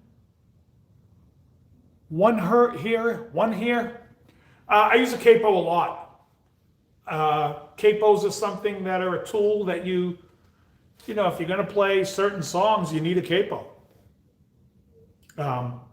Especially because I play acoustic live so much, you know, we move the keys around, you know, I got to be able to capo around and play it and make it sound like the record. And if the record has a capo, I'm using a capo. And you could tell, like, we do Poco, like, tonight, what's that song? I'm gonna break away, just a Crazy Love by Poco. Yeah, it's capo 3rd fret. We capo 3rd fret. Yeah, you're not gonna be able to play those songs without one. I always got a kick out of people that used to knock the capo. I'm like, you know, this isn't the competition. You're in here trying to make the song sound the best that it can sound, not to appease your ego. So some people are like, I don't need a capo. Now, if you're playing rock music, most of the time you don't. Because rock music, you can just bar it. But when you're playing an acoustic, you know, if you're going to play Here Comes the Sun, you got a 7th fret capo in. Yeah, they were awesome. But I mean, if you're going to play Bread and you want to play Everything I Own, 7th fret capo. If you're going to play Troubadour by George Strait, 4th fret capo. No way to get around it. I mean, you can play it by it, it ain't going to sound good. It's not going to sound right. And you can't do all the fills. So it's like...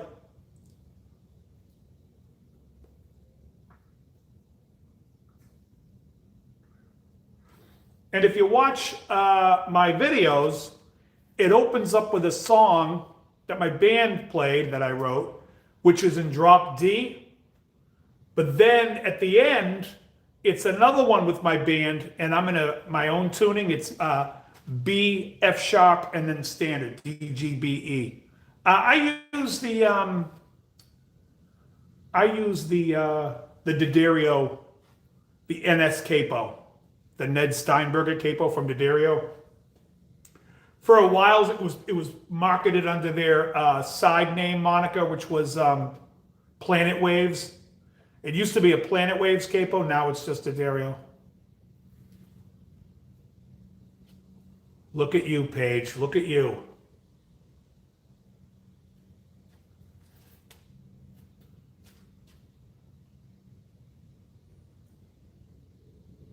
I will say Lucky One might be in that top 5 page.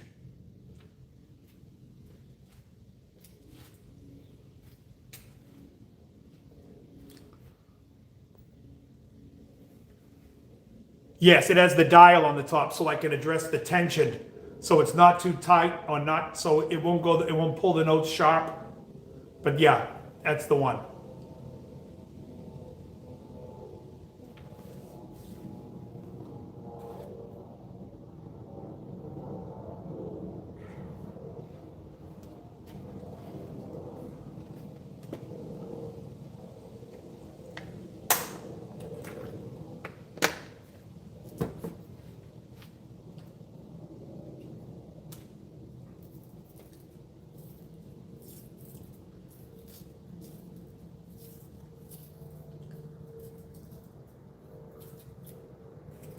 I'm going to say this. Paige either knows me personally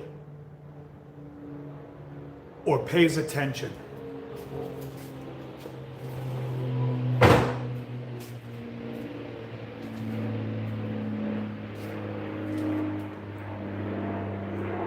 One over two.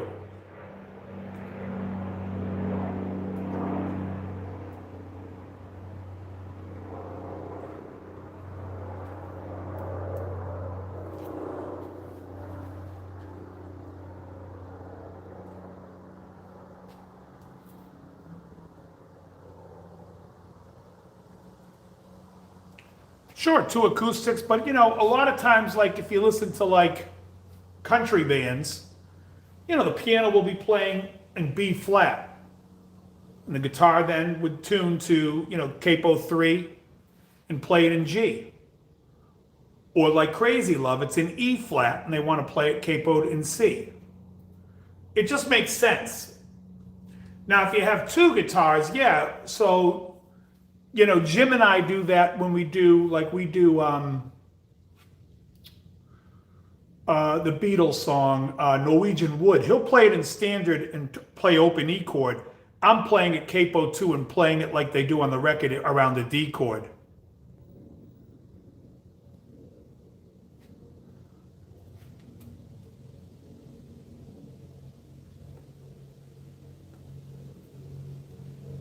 Well, I like his solo album better than I like anything the Mavericks did. And I do like the Mavericks. But I don't think the Mavericks album would make my top 20. Maybe it would. The one album with All That Heaven Must Allow. What is that album called? There Goes My Heart. There Goes My Heart. I'm trying to think, what other others would make my top 20? That didn't make my list.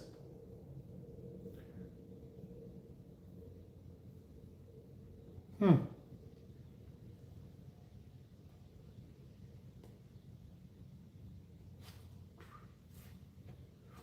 my top 20, I think Tim McGraw, Live Like You Were Dying would be in my top list, in my top 20. It didn't make top 5.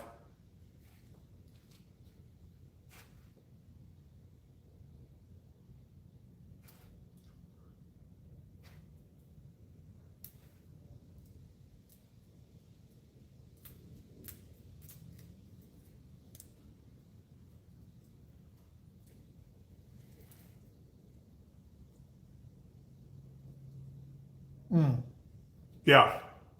Yeah, if you're going to play an A, capo 2. Yeah, in D you can do capo 2 and play it in C. It just depends on the voicings of the chords of what you want to hear and how it's written. A lot of times in the country world, look, if the country artist is doing songs he wrote, he'll write it in the key, and then when he goes to sing it, it's like, I really could go up another pitch, and so they move it.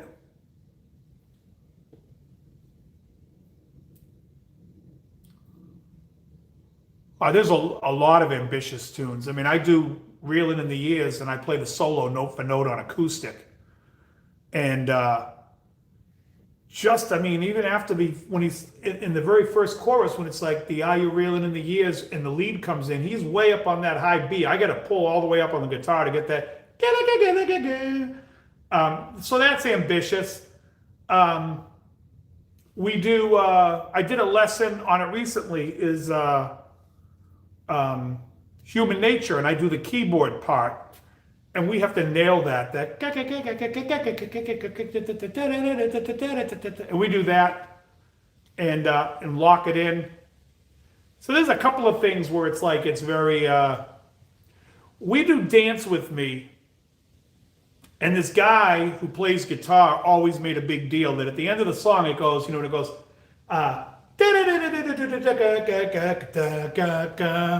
and we do the harmony lead playing it down every time. And every time he's like, wait for it.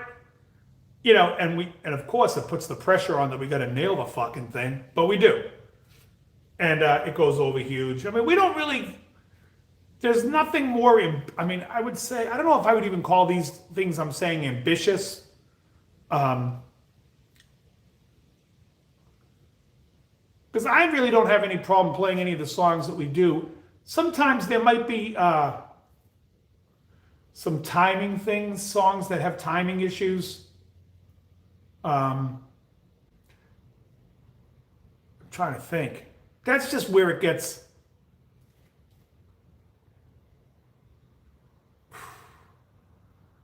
I'm trying to think what would be the most ambitious thing we play.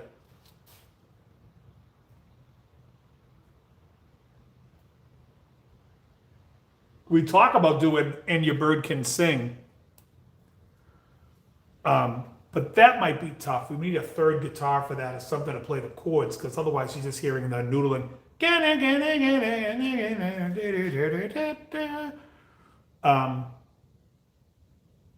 But yeah, we don't really think about stuff. The difficulty level of the songs we don't terribly worry about as much as singing in tune and being and making the thing sound good. I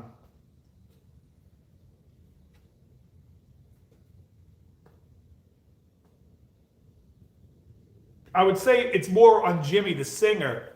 There is some stuff that are quite ambitious, like we do Send Her My Love by Journey. That gets up there. And so, sometimes a note or two might get away from him, but it's tough. But we just, who the fuck is playing it acoustically? Nobody, and it sounds great. So we do it.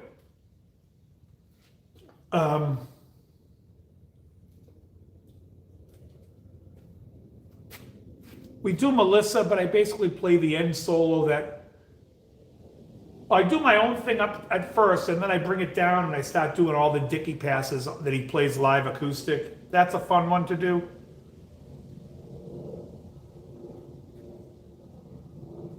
Thanks, Chrissy.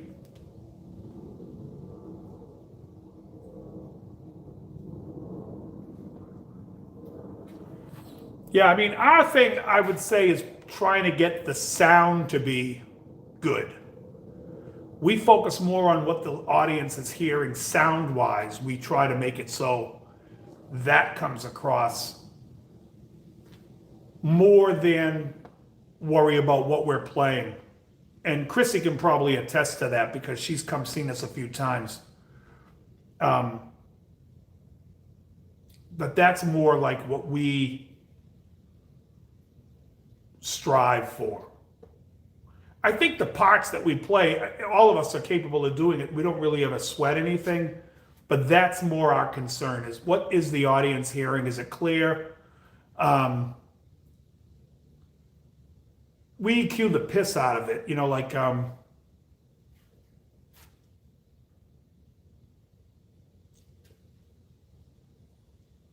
oh yeah, well, if you want to come up and sing backup sometimes, just let us know the tune. We're open. We don't care. We would have you come up and play flute, but the problem is on the spot, I'm trying to think, and I'm like, what am I like? You know what I mean? And then it takes some time, and people are like, what are we playing next? And I'm like, I'm trying to think of a song we could put flute on. That's why I said if you knew like of a song, like, and Kenny loves calling off songs we don't know. Yeah, but you know what I mean? Kenny's like, oh, let's do "You Are the Woman." I'm like, what do you mean, let's do "You Are the Woman"? I haven't heard that song since I was 13, and I never even played it. I have no idea how it even. I can't even hear it in my head. I don't think it's that difficult, but I don't think it's.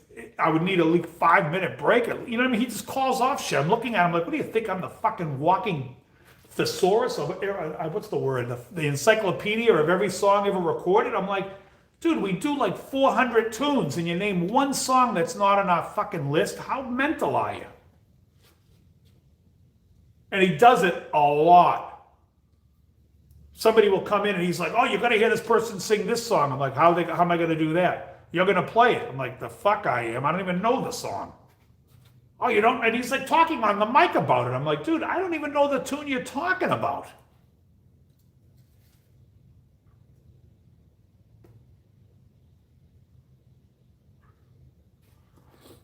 He had a friend come up one time and he's like, this guy does Stevie Wonder play, and he starts naming Stevie Wonder songs. I'm like, are you mental? Are you absolutely mental? I'm like, we can do we can do You Are the Sunshine of My Life, but that doesn't mean I can play every fucking song from every album. Especially Stevie with all those brilliant jazz chords. I'd have to break them down. I mean, it's just nuts. I mean, there's just so many songs that we know, and like people will come up, like Chrissy, that girl you were with, came up, and she asked to do a song, and we very rarely play, but we played it, so we could do it. And I just had to go over the solo part, but then she knows the radio version, which cuts out half the solo, and I was like, oh, you cut it, and she stopped. But anyways, yeah, we know a ton of songs.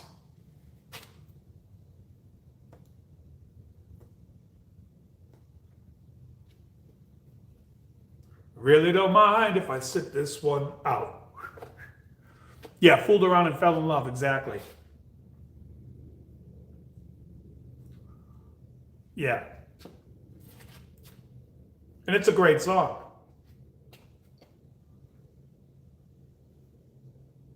And she was real nervous, and I was like, you know, she plays in bands. I didn't know why, but I could tell she was nervous up there.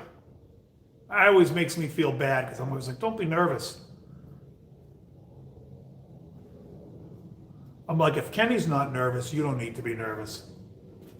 And if Kenny's nervous, you still don't need to be nervous.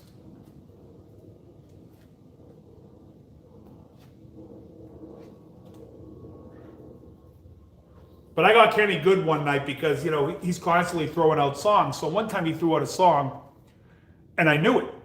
And I said, I don't know it. I go, I don't really know it that well. And he starts playing, and I go, do you want to do it? He goes, yeah. I go outside and listen to it because you're not playing the right beat. And he did. He came back and goes, oh, man, thank God I listened. And he came in and played it, but it was funny as hell.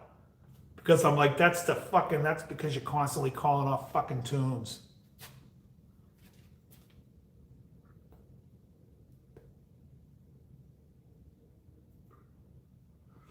And then the other thing is people call off songs, and it's like, I'm not doing, like I had a guy Saturday night, he's with a whole group of people, and he saddles up next to me while I'm in the middle of playing, and he goes, and we just finished the song, so now I've stopped, and I look at him, I'm like, what's up? He's like, you know, these girls that we're married to over here, they're all from West Virginia. And I said, buddy, you got enough money in the wallet to make me play fucking John Denver's Country Roads. He goes, no? I go, no.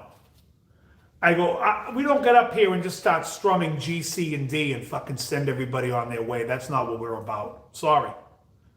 He was like, oh, what are you going to play next? I said, well, give me something else. And he named something. He says, you guys do any Hall & Oates? I said, Hall & Oates will play. Now get the fuck away from me, basically. But anyways, I was just like, Country Roads, get the fuck away. Like, it's just a strummy song, and we won't do just strummy songs. It's just... We get too much going on. We got two guys. Now, if a guy's playing solo guitar, I get it. What else can you fucking do? Strum along. But we get two guys. We're not going to both get up there and just strum G, C, and D. So, speaking of G, C, and D, we do take it easy, but I'm doing all the country fills on it. We play the thing just like the record. You know, I'm doing all the fucking licks, all this, the solo. So it's just like the record. It's not just G, C, and D. I'm doing all the fills. Country roads, there's nothing to it. I'm like, get the hell away from it. I don't want to sit here and tell you why we do it, don't do it. We just don't do it. Get lost.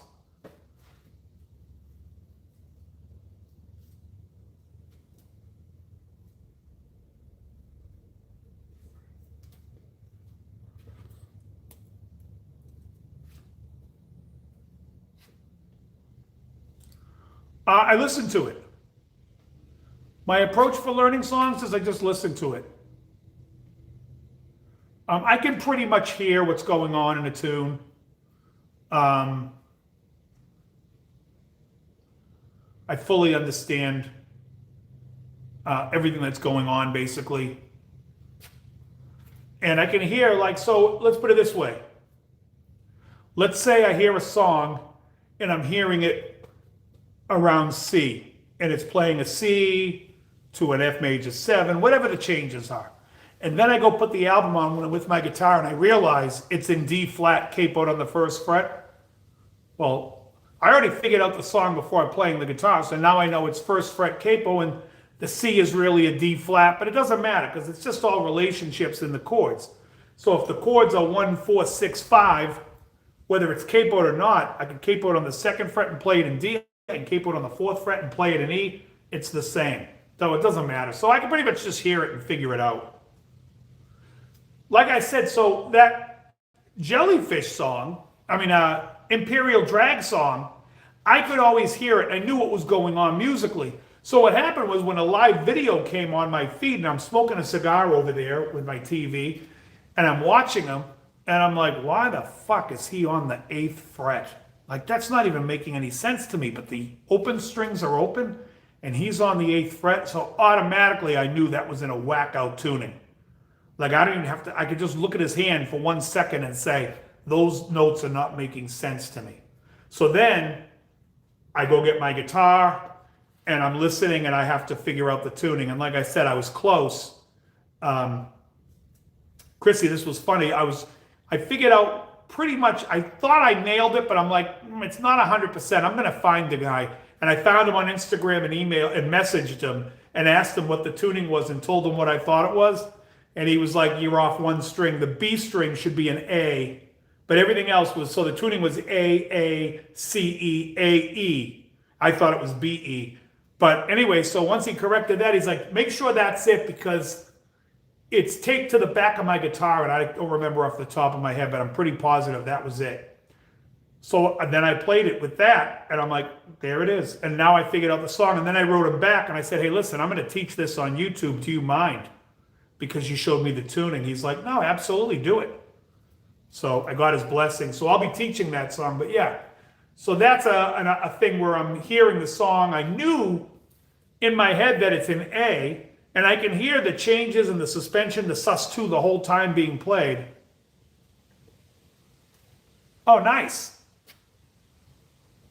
Don't disparage Johnny's cowboy chords. But yeah, so anyways, I'm like, I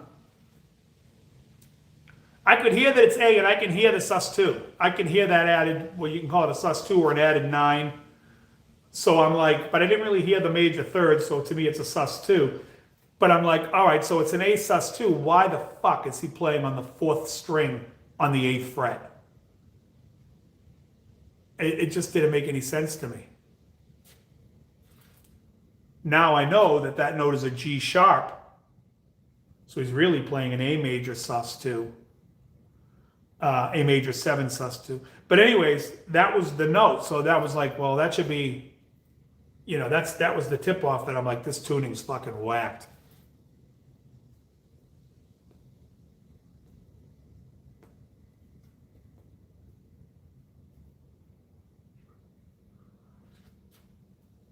And when I watched it live, I'm like listening because I can hear the bass has some distortion on it. The bass almost sounds like a bass 6. But I'm like, how would that be? Like the timing was too tight when he first started playing when he hit that bass note. So I'm like, no, his low string is low A. That's got to be a low A on that guitar.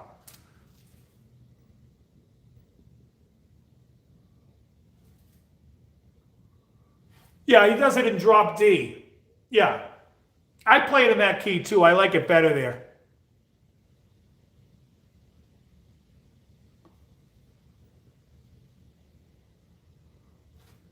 Oh, nice.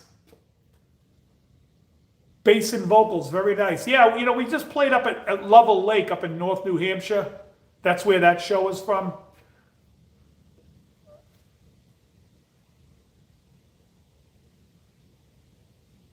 Oh yeah, an Eastman for 200. That's a steal. That's a steal, Chrissy.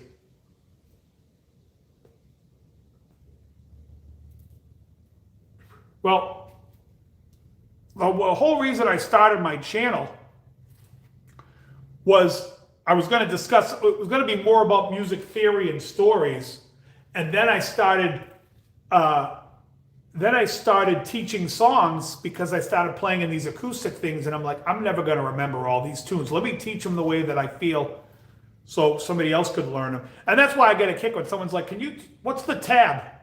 The tab is go piss up a rope. I'm not writing tab. If you don't understand the chord when I'm calling it off, that's something you could learn.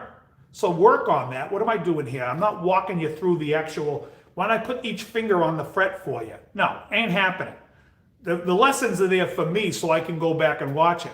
And then other people will be like, you don't discuss the picking pattern. If you can't hear the picking pattern, then work on it. That's something you need to work on. I'm not here to walk people through the beginning aspect of playing guitar. I'm showing you the chords, how I learned them, what I played, and you don't need tabs, but also the tab is a crutch, because even though I'm listening to a song, I know my music theory left and right.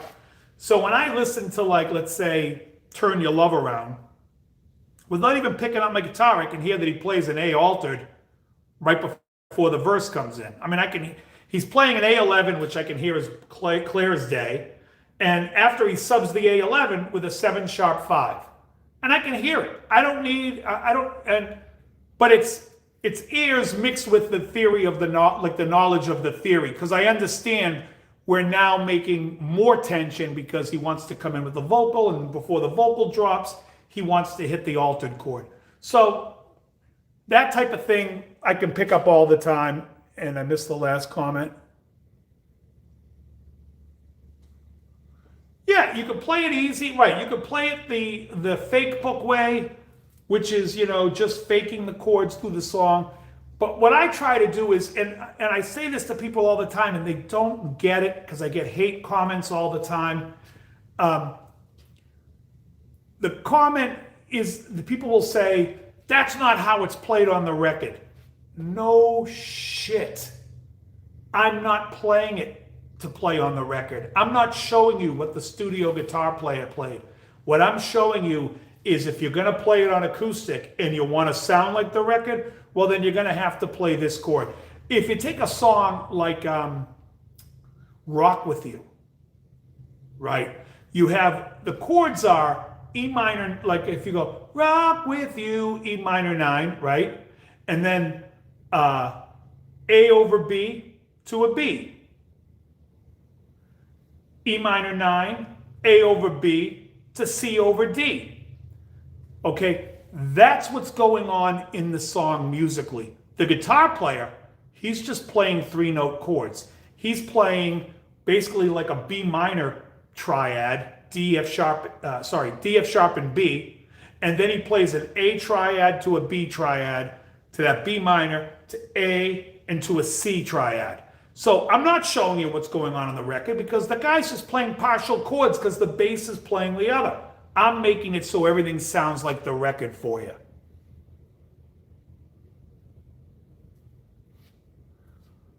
Well, we do Reeling in the Years without a keyboard, and we do Dirty Work without a keyboard, and we talk about doing the Boston Rag. Oh, great. Yeah, what will keep us together is fun.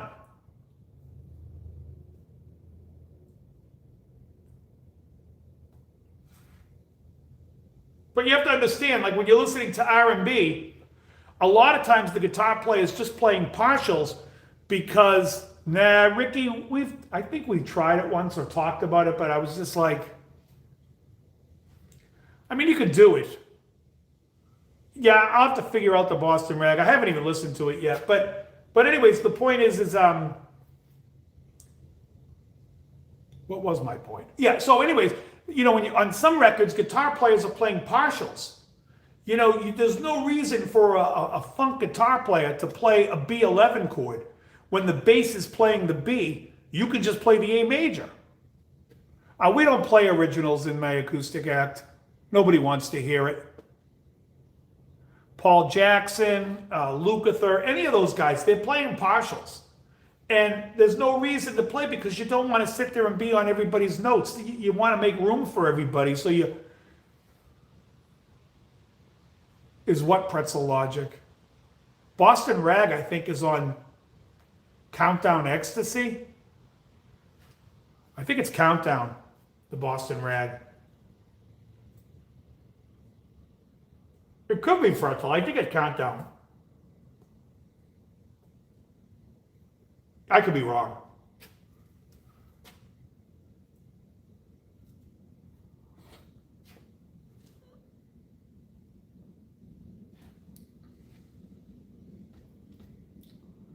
Well, during the solo to Ricky's not that tough because it's Skunk, and Skunk approaches jazz. He's like a rock guy approaching jazz, and for me, that means that he's following the chords. So he's playing riffs and moving that pentatonic to where the chords are.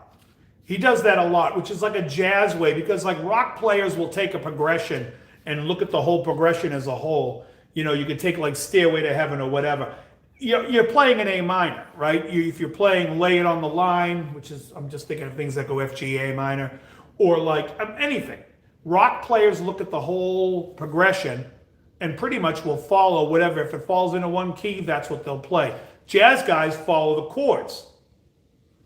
And that's what Skunk does. So when you want to figure out any Skunk solo, just realize he's following the chords. But he's playing it like a rock player, but he's approaching it like a jazz player. Skunk's great.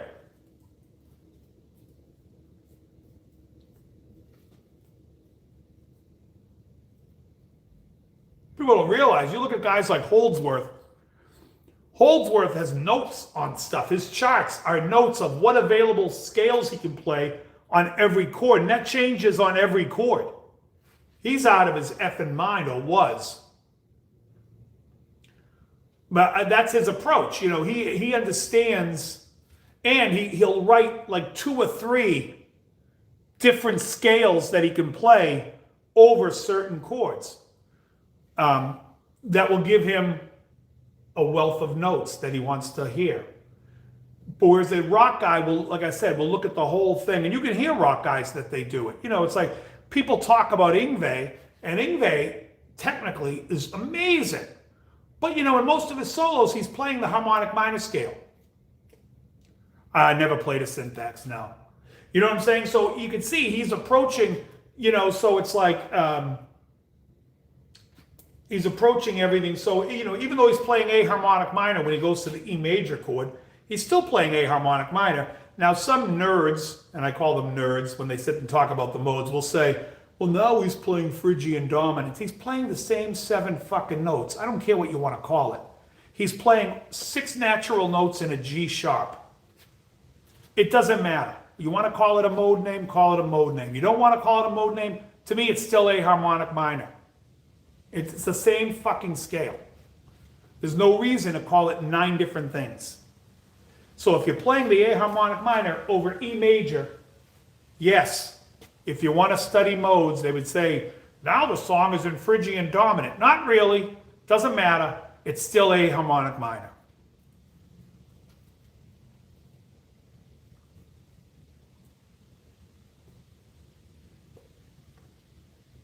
That's what people get in the bullshit of the theory and why people get turned off to theory is because too many people talk about Rising Star vocalist, pretty good though. Rising Force, you mean? Yeah, that was Jeff Scott Soto.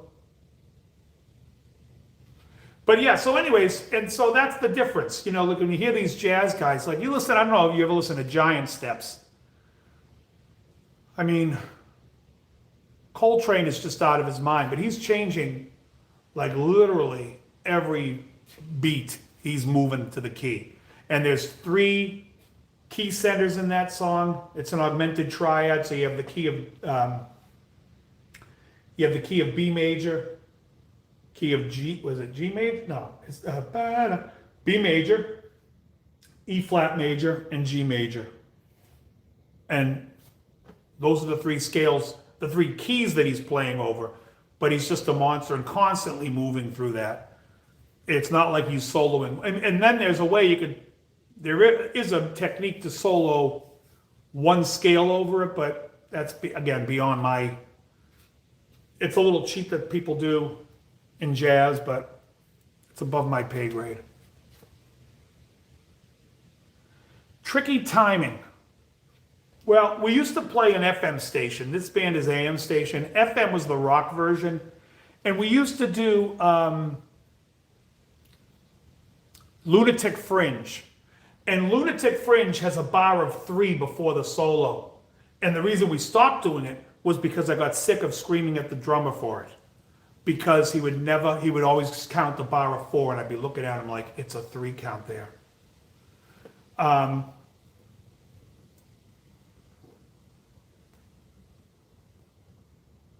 No. Because we're playing,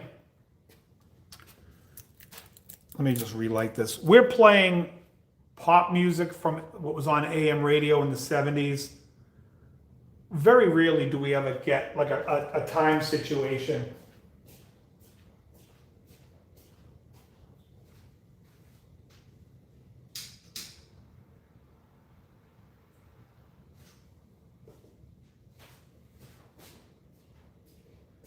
I will say though, out of all the songs we do, the toughest time situation, and it's not really tough, but it's something I have to count to the guys, and sometimes I forget to count to them and we still nail it. In Baby Come Back, it stops on an uptick. And so there's an extra, it's like, so you gotta, it's like, it's got a half a beat, and then you got the count before you come back in with Baby Come Back. So that is like probably the only thing timing wise that we're conscious of that we have to count, or that I'll count. Because when it goes, what does he say there?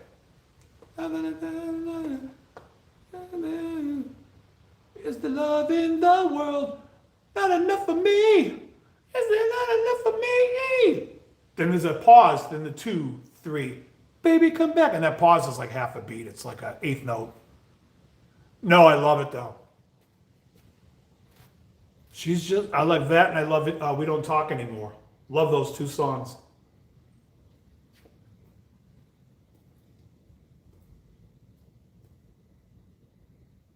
Whatever he's playing on the box, it's on the video. I don't know what he's using on it. We do Ambrosia, we do How Much I Feel. We've done Biggest Part of Me maybe twice. I would probably need a refresher on it because we did it once after I did the lesson. No Loggins in Messina. We have done There's Been Time in My Life, which I did a lesson on. What is the name of that song? And This Is It. The only Loggins Messina song I like is the Vehivola, oh, the sailor, Vehivola, whatever that tune is. Vehivola, is that what it's called? Only because it used to be on Yacht Rock on Sirius all the time. Changes, David Bowie, we've done a few times. We do Space Oddity quite a bit.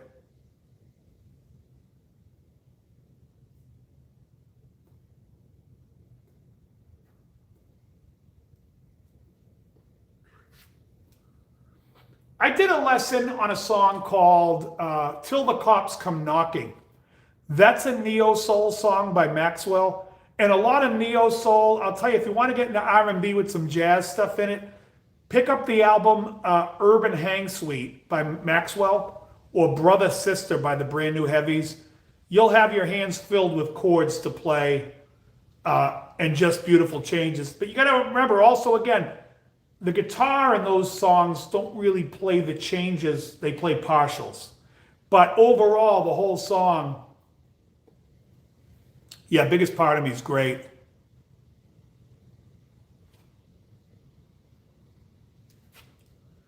Hey, bass and vocals, have a great night. Thanks for hanging with us.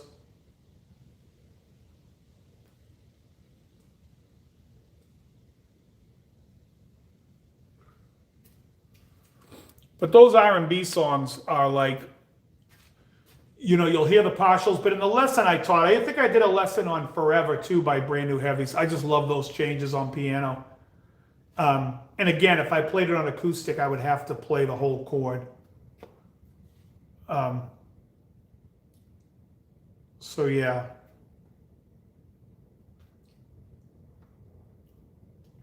There are other songs that use like pop songs that use great understanding of certain jazz principles. Like there's a song, Toxic by Britney Spears. And it really uses like these flat fives, the tritone substitution quite a bit. Chrissy, no, oh, that's another one. That's Ross Stylus. Ross Stylus did King's Cross. How good were they?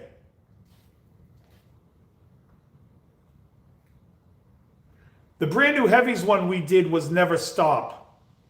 Never stop, never give it up.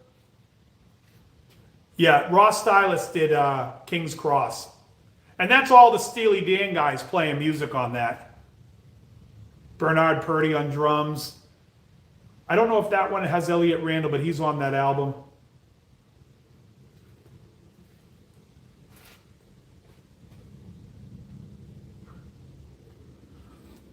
Ross Stylus, that is a friggin' record that is just incredible. Just incredible. But I love all that like neo soul stuff because the changes are beautiful jazz changes, but used in a really accessible way, if I would say. So when you hear like Till the Cops Come Knocking by Maxwell, I mean, it is beautiful, but it's like, it's all these beautiful chords made accessible. That A flat major 7 to that G altered to the C minor 9 to the F9. It's just gorgeous. I mean, it's beautiful. The arrangements on that record, every song on that album is just great. That's an album that, that's a Desert Island album for sure.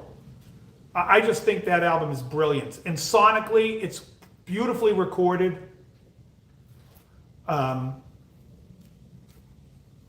Yeah. I mean, there's so much great music that I feel like people don't appreciate or know. Oh, yeah. There's a great song that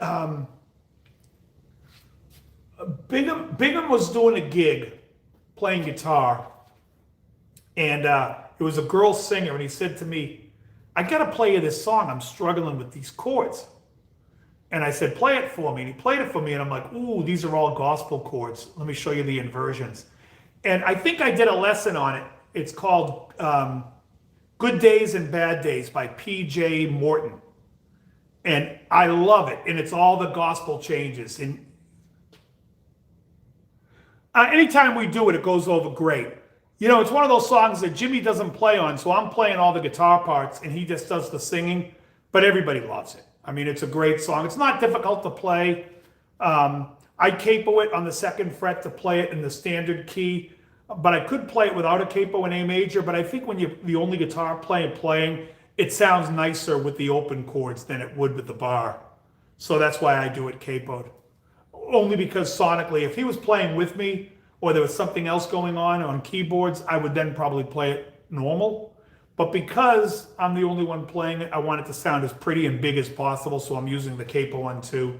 And I think I did a lesson on it on my channel, and if I did, I probably did it with the capo, or I did it in open G, and then you can just add the capo to put it to the regular key. And sometimes we just do it in G because it gets really high, and you know, Jim doesn't want to have to sit there and screech.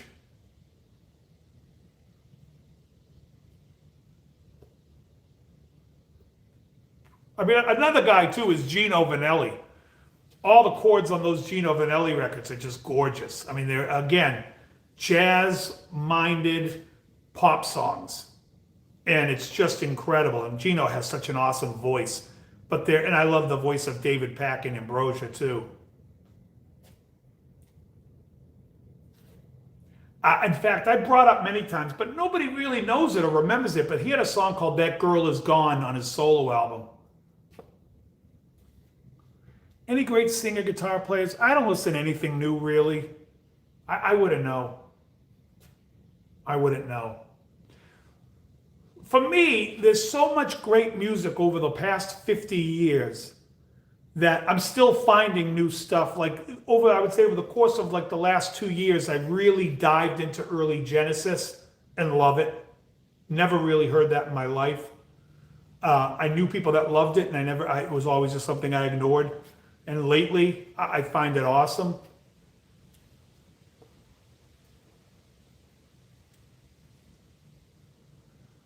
What is L&M? Oh, Loggins and Messina. I wouldn't know the song.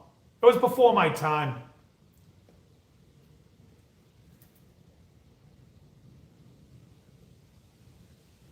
I love Earth, Wind, and Fire. Everything from Earth, Wind, and Fire for me is from Open Our Eyes and past that. Everything from Open Our Eyes to probably Raise is the era of Earth, Wind, and Fire I like. Anything after Raise, I don't care for. Like '83, they did an album. I can't remember the song, but they became too much like Cameo did. And I love early Cameo. I love R&B.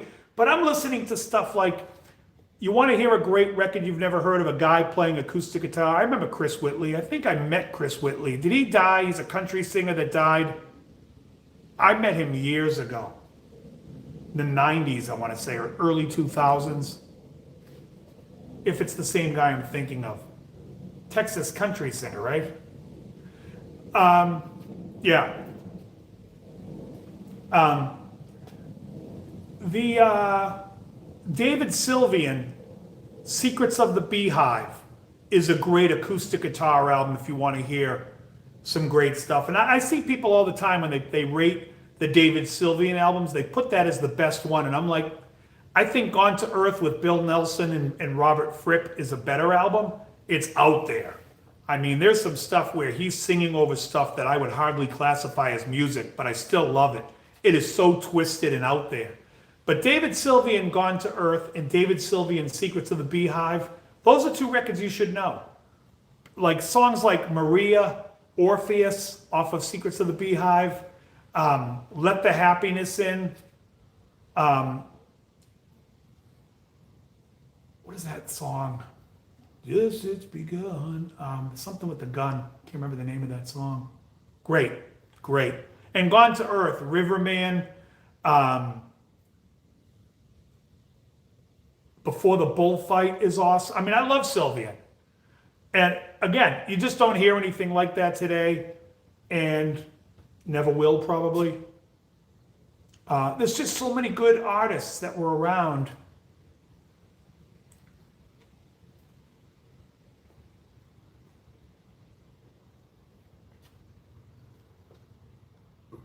Keith Whitley, Over You's a great song.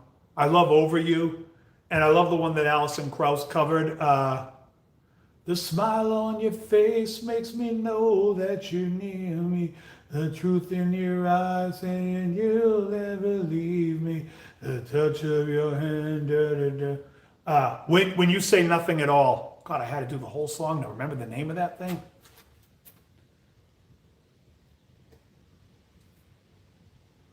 Yeah.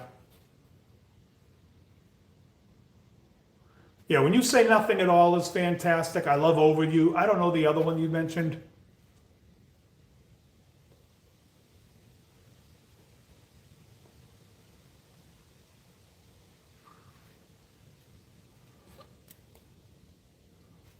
I love the tune God Knows When from Radney Foster. I like a lot of Diamond Rio stuff. I think their stuff, like, you want to play a beautiful song on acoustic guitar, play One More Day from Diamond Rio. That song is gorgeous. And depressing is all hell. And I relate to the song, and I think everybody can. Anyone that has loss in their life, someone passes or something, One More Day is a fucking brilliant song. Just brilliant. And they're all great players in Diamond Rio.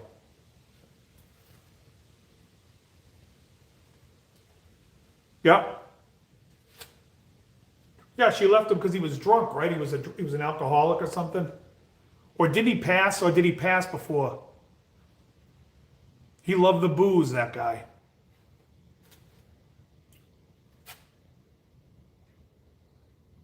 Yeah.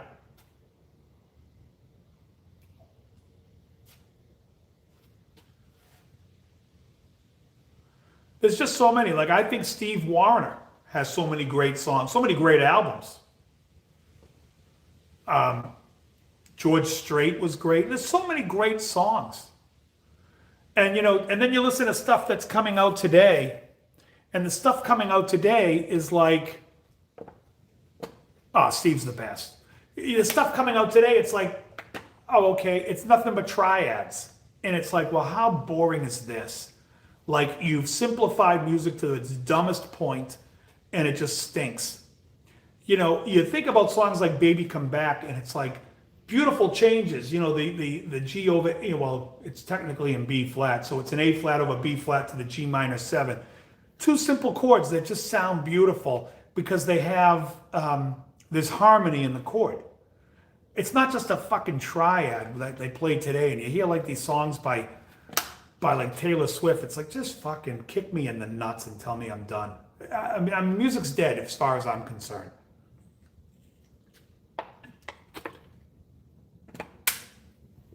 Yeah. But I mean, there's so many great tunes. George Jones had great songs. And you know, even out of, like I said, there are guys like David Sylvian who are great out of England. The Blue Nile has a couple of beautiful songs that I think would go over great. I know you love your early Jackson Browne. All right, Chrissy, good night.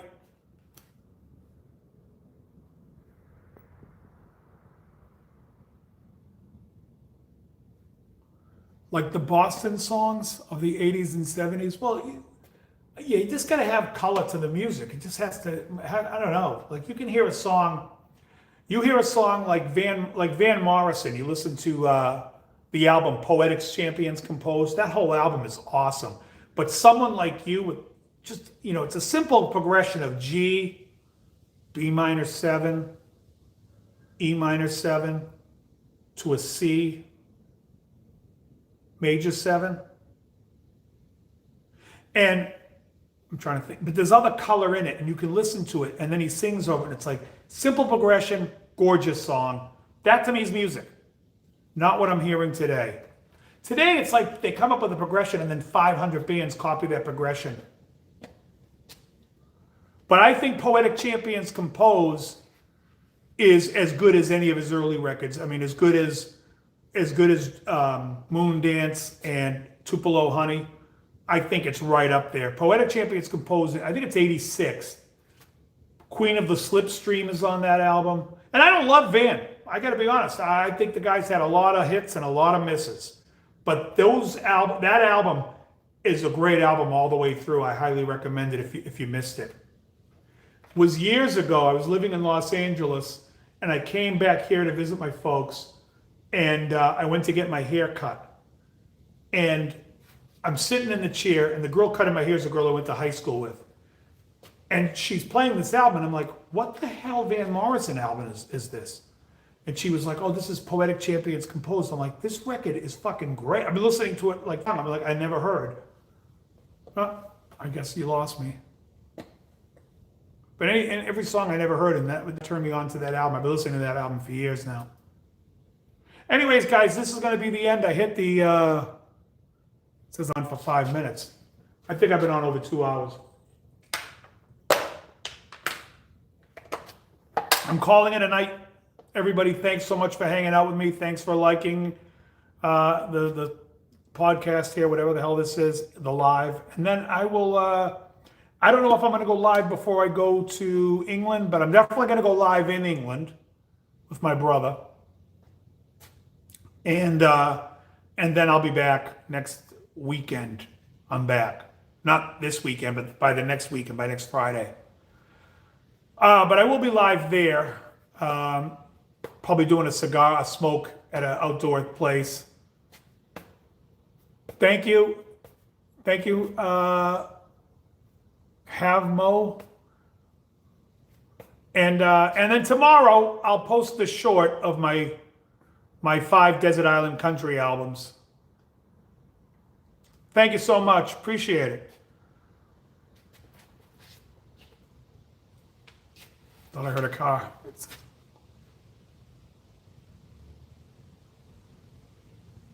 Oh, I just assume say no to anything that I don't feel like playing. And if it's a strummy song, no. I'd say no. In fact, what I will tell people, I say, well, Country Roads was written by the guy who wrote Afternoon Delight by Starland Vocal Band. And I say to them, I'll play that. You want to hear that? But I'm not playing Country Roads. Although the Starland Vocal Band, which the couple wrote that song, and they also wrote the other one and brought it to Denver. And I think Denver has a songwriting credit, but it was like 95% done before we got it. But they wrote a song and did a song. Actually, their version is my favorite version. From Boulder to Birmingham. Look up that song, Starland Vocal Band, From Boulder to Birmingham. I think it's awesome. It's a great country song. And it's definitely better than the version that Tom Wopat sang on the Dukes of Hazzard. Little trivia for you. All right, guys, I'm out. Very good. Thank you so much. See you next time.